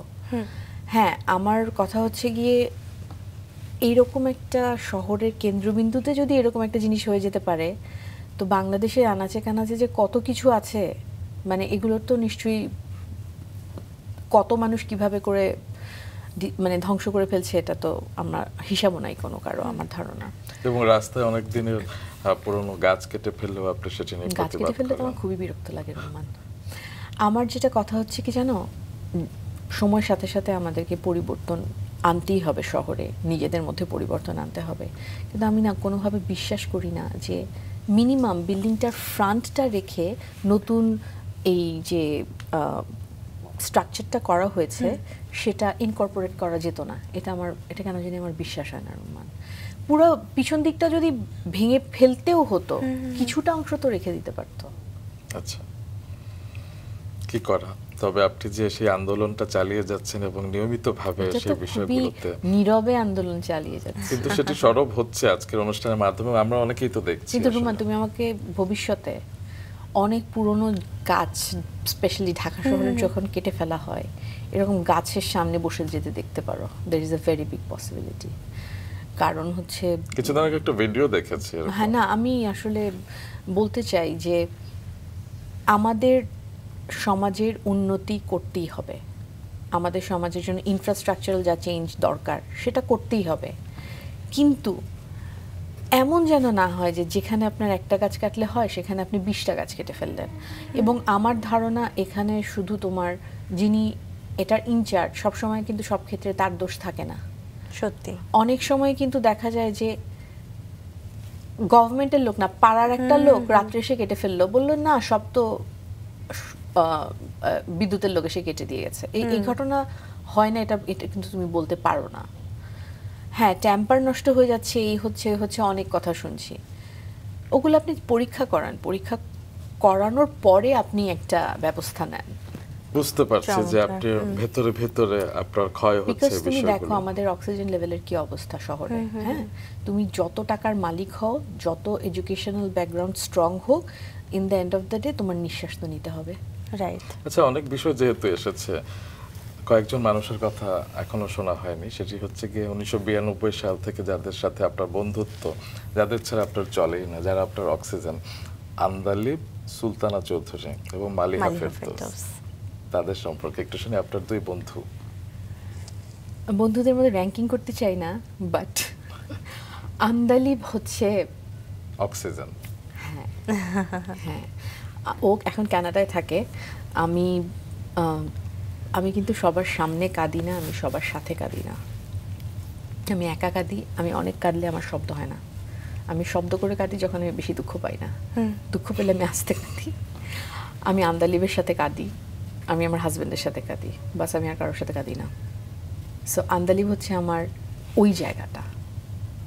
আচ্ছা, আর মালিহা ফেরদৌস? মালিহা ফেরদৌসও খুবই কাছের বন্ধু এবং আমি জানি আমার যে কোনো প্রয়োজনেও তখনই চলে আসবে। তবে মালিহারও আন্দালিবি হচ্ছে ওই কাছের জায়গাটা। আচ্ছা, বাহ, আরেকজনের কথা শুনতে চাই, সে আমাদের প্রিয় তারকা এবং তার মা বোধহয় আপনার মাকে সাজিয়েছিলেন বিয়েতে, সাদিয়া ইসলাম মৌ, এবং আপনি কিছুদিন আগে ফেসবুকে লিখেছিলেন যে মায়ের পরে যাকে আমি সবচেয়ে বেশি ভালোবাসি সুন্দরী হিসেবে এবং বড় মনের মানুষ হিসেবে তিনি হচ্ছেন সাদিয়া ইসলাম মৌ। শুনি একটু বিস্তারিত। মোয়াপা ছোটবেলা থেকে আমাকে অনেক আদর করে, আর এটা আমি বলছি এভাবে করে যে আমি যখন ছোট ছিলাম মোয়াপাও তখন ছোটই ছিল, আমিও স্কুলে পড়তাম, মোয়াপাও স্কুলেই পড়তো, হয়তো কিছু ক্লাস সিনিয়র ছিল। ছোটবেলা থেকে আদর করতো এবং আমার মাকে বিয়ের সময় আসলে রাশা আন্টি সাজিয়েছিল এবং আমার মনে হতো যে মোয়াপুর মতো করে কেউ সাজতে পারে না, ওর মতো করে কেউ শাড়ি পরতে পারে না, ওর সব কিছু ইউনিক এবং ও তো আসলে গর্জিয়াস, রাইট? একদম। সো আমার খুব শখ ছিল বিয়ের সময় আমি মোয়াপুর কাছে সাজবো, কিন্তু তখন আবার আমার নানি যেহেতু মারা গেলেন, আমার নানি মারা যাওয়ার ঠিক 40 দিন পরে আমার বিয়ে হয়েছে। আচ্ছা, সো পুরো আমার সাজ টাজ সবকিছু আমার বাসায় হয়েছে, আমি কোনো পার্লারে যাই নাই। তবে শিব্বির ভাই বলে আমাদের একজন মেকআপ আর্টিস্ট ছিলেন, এখন আমেরিকায় থাকেন। শিব্বির ভাই এসে আমাকে সাজিয়ে দিয়েছে। এবং এখানে আরেকটা কথা বলতে হবে, আমার আরেকজন খুবই ভালো বন্ধু, ওর নাম তাজিন। তাজিনের সাথে আমার 99 থেকে একদম ফ্রেন্ডশিপ। তাজিন আমার হাতের মেহেন্দি দিয়ে দিয়েছে এবং বিয়েতে যে টিপ, তখন আমাদের বিয়েতে টিপে আলপনা করার একটা ইয়ে ছিল, ওটা আমাকে আন্দালিপ করে দিয়েছে। সো আমার এই সমস্ত দিক থেকে দেখলে কিন্তু আমার বিয়েটা অনেক বাসার মধ্যে কাছের মানুষদের সাথে করা। একটি বিষয় অনেক দুঃখের সাথে বলতে হচ্ছে যে আজকের পর্বের সময় একদম শেষের দিকে চলে এসেছে, ঘড়ি বলছে সময় শেষ, কিন্তু অনেক কিছুই যে জানবার ছিল। তুমি চিন্তা করো না রুম্মান, কারণ আমি যখন কোনো কারণে খুব টেনশনে পড়ে যাব, আমি তোমাকে গভীর রাত্রে ফোন দিব, রুম্মান এটা তো হচ্ছে, এটা কি করা উচিত কিনা। তুমি তখন আমাকে বলবে যে আপু এটা করেন বা করেন না, উফ আপু আপনি এগুলো কি বলেন, যেটা তুমি সাধারণত বলে থাকো। দর্শকের সাথে কথা হবে না, ওর সাথে হবে না, কিন্তু তোমার সাথে তো কথা হবে রুম্মান। কিন্তু আমরা মিস করব আর কি, এটাই। তবে আমার মাধ্যমে দর্শক অনেক কিছু জানতে পারবে। সত্যি। যেমন কিছুদিন আগের একটি স্মৃতিচারণ দিয়ে একটু শেষ করতে চাই। কৃষ্ণচূড়ার ছবি এঁকে আপনি মাকে উৎসর্গ করে বলেছিলেন জীবনটা অনেক বড় না, সত্যি কিন্তু তাই। এবং এই ছোট্ট জীবনে যারা মানুষের মনে প্রভাব ফেলে, যারা অন্যকে আলোকিত করে, তাদেরই একজন আসলে আপনি। এবং সবাই আসলে আমরা মা বাবাকে ভালোবাসি, কিন্তু মা বাবাকে সশরীরে কিংবা স্পষ্টভাবে বলতে পারি না, জড়িয়ে ধরতে বলতে পারি না যে আমরা তোমাকে ভালোবাসি। আপনি সেটিও করতেন এবং ফেসবুকে মায়ের উদ্দেশ্যে মা যে উদ্দেশ্যে লিখেছিলেন, আম্মা তুমি নিজেও জানো না আমি তোমার কাছে কতটা কৃতজ্ঞ, তোমাকে অনেক বেশি ভালোবাসি। মা কিন্তু শুনছেন। আজকের দর্শকরাও এই আলোটুকু নিংড়ে নিল আপনার কাছ থেকে। আমরা সবাই আপনার মতো ভালো মানুষ হতে চাই। আপনার কেমন লাগলো আজকে রাঙা সকালে এসে? রাঙা সকালে এসে খুবই ভালো লাগলো, তোমাদের সাথে কথা বলে তো অসম্ভব ভালো লাগলো। আর অনেক দিন পরে মাকে নিয়ে অনেক কথা বললাম। আমি আসলে মাকে নিয়ে বেশি কথা বলি না, কারণ তারপরের কিছুদিন আমার খুব খারাপ যায়। আমি বলবো তোমরা এবং দর্শক যারা দেখছেন সবাই আমার মার জন্য দোয়া করবেন। অবশ্যই দোয়া করব, তবে আপনাকে খারাপ থাকলে চলবে না, ভালো থাকতে হবে। এবং যেহেতু ঈদ চলছে আমরা আনন্দ করতে চাই এবং আমরা শোককে শক্তি হিসেবে নিয়ে সামনের দিকে এগিয়ে যাব, কি বলেন? ইনশাআল্লাহ।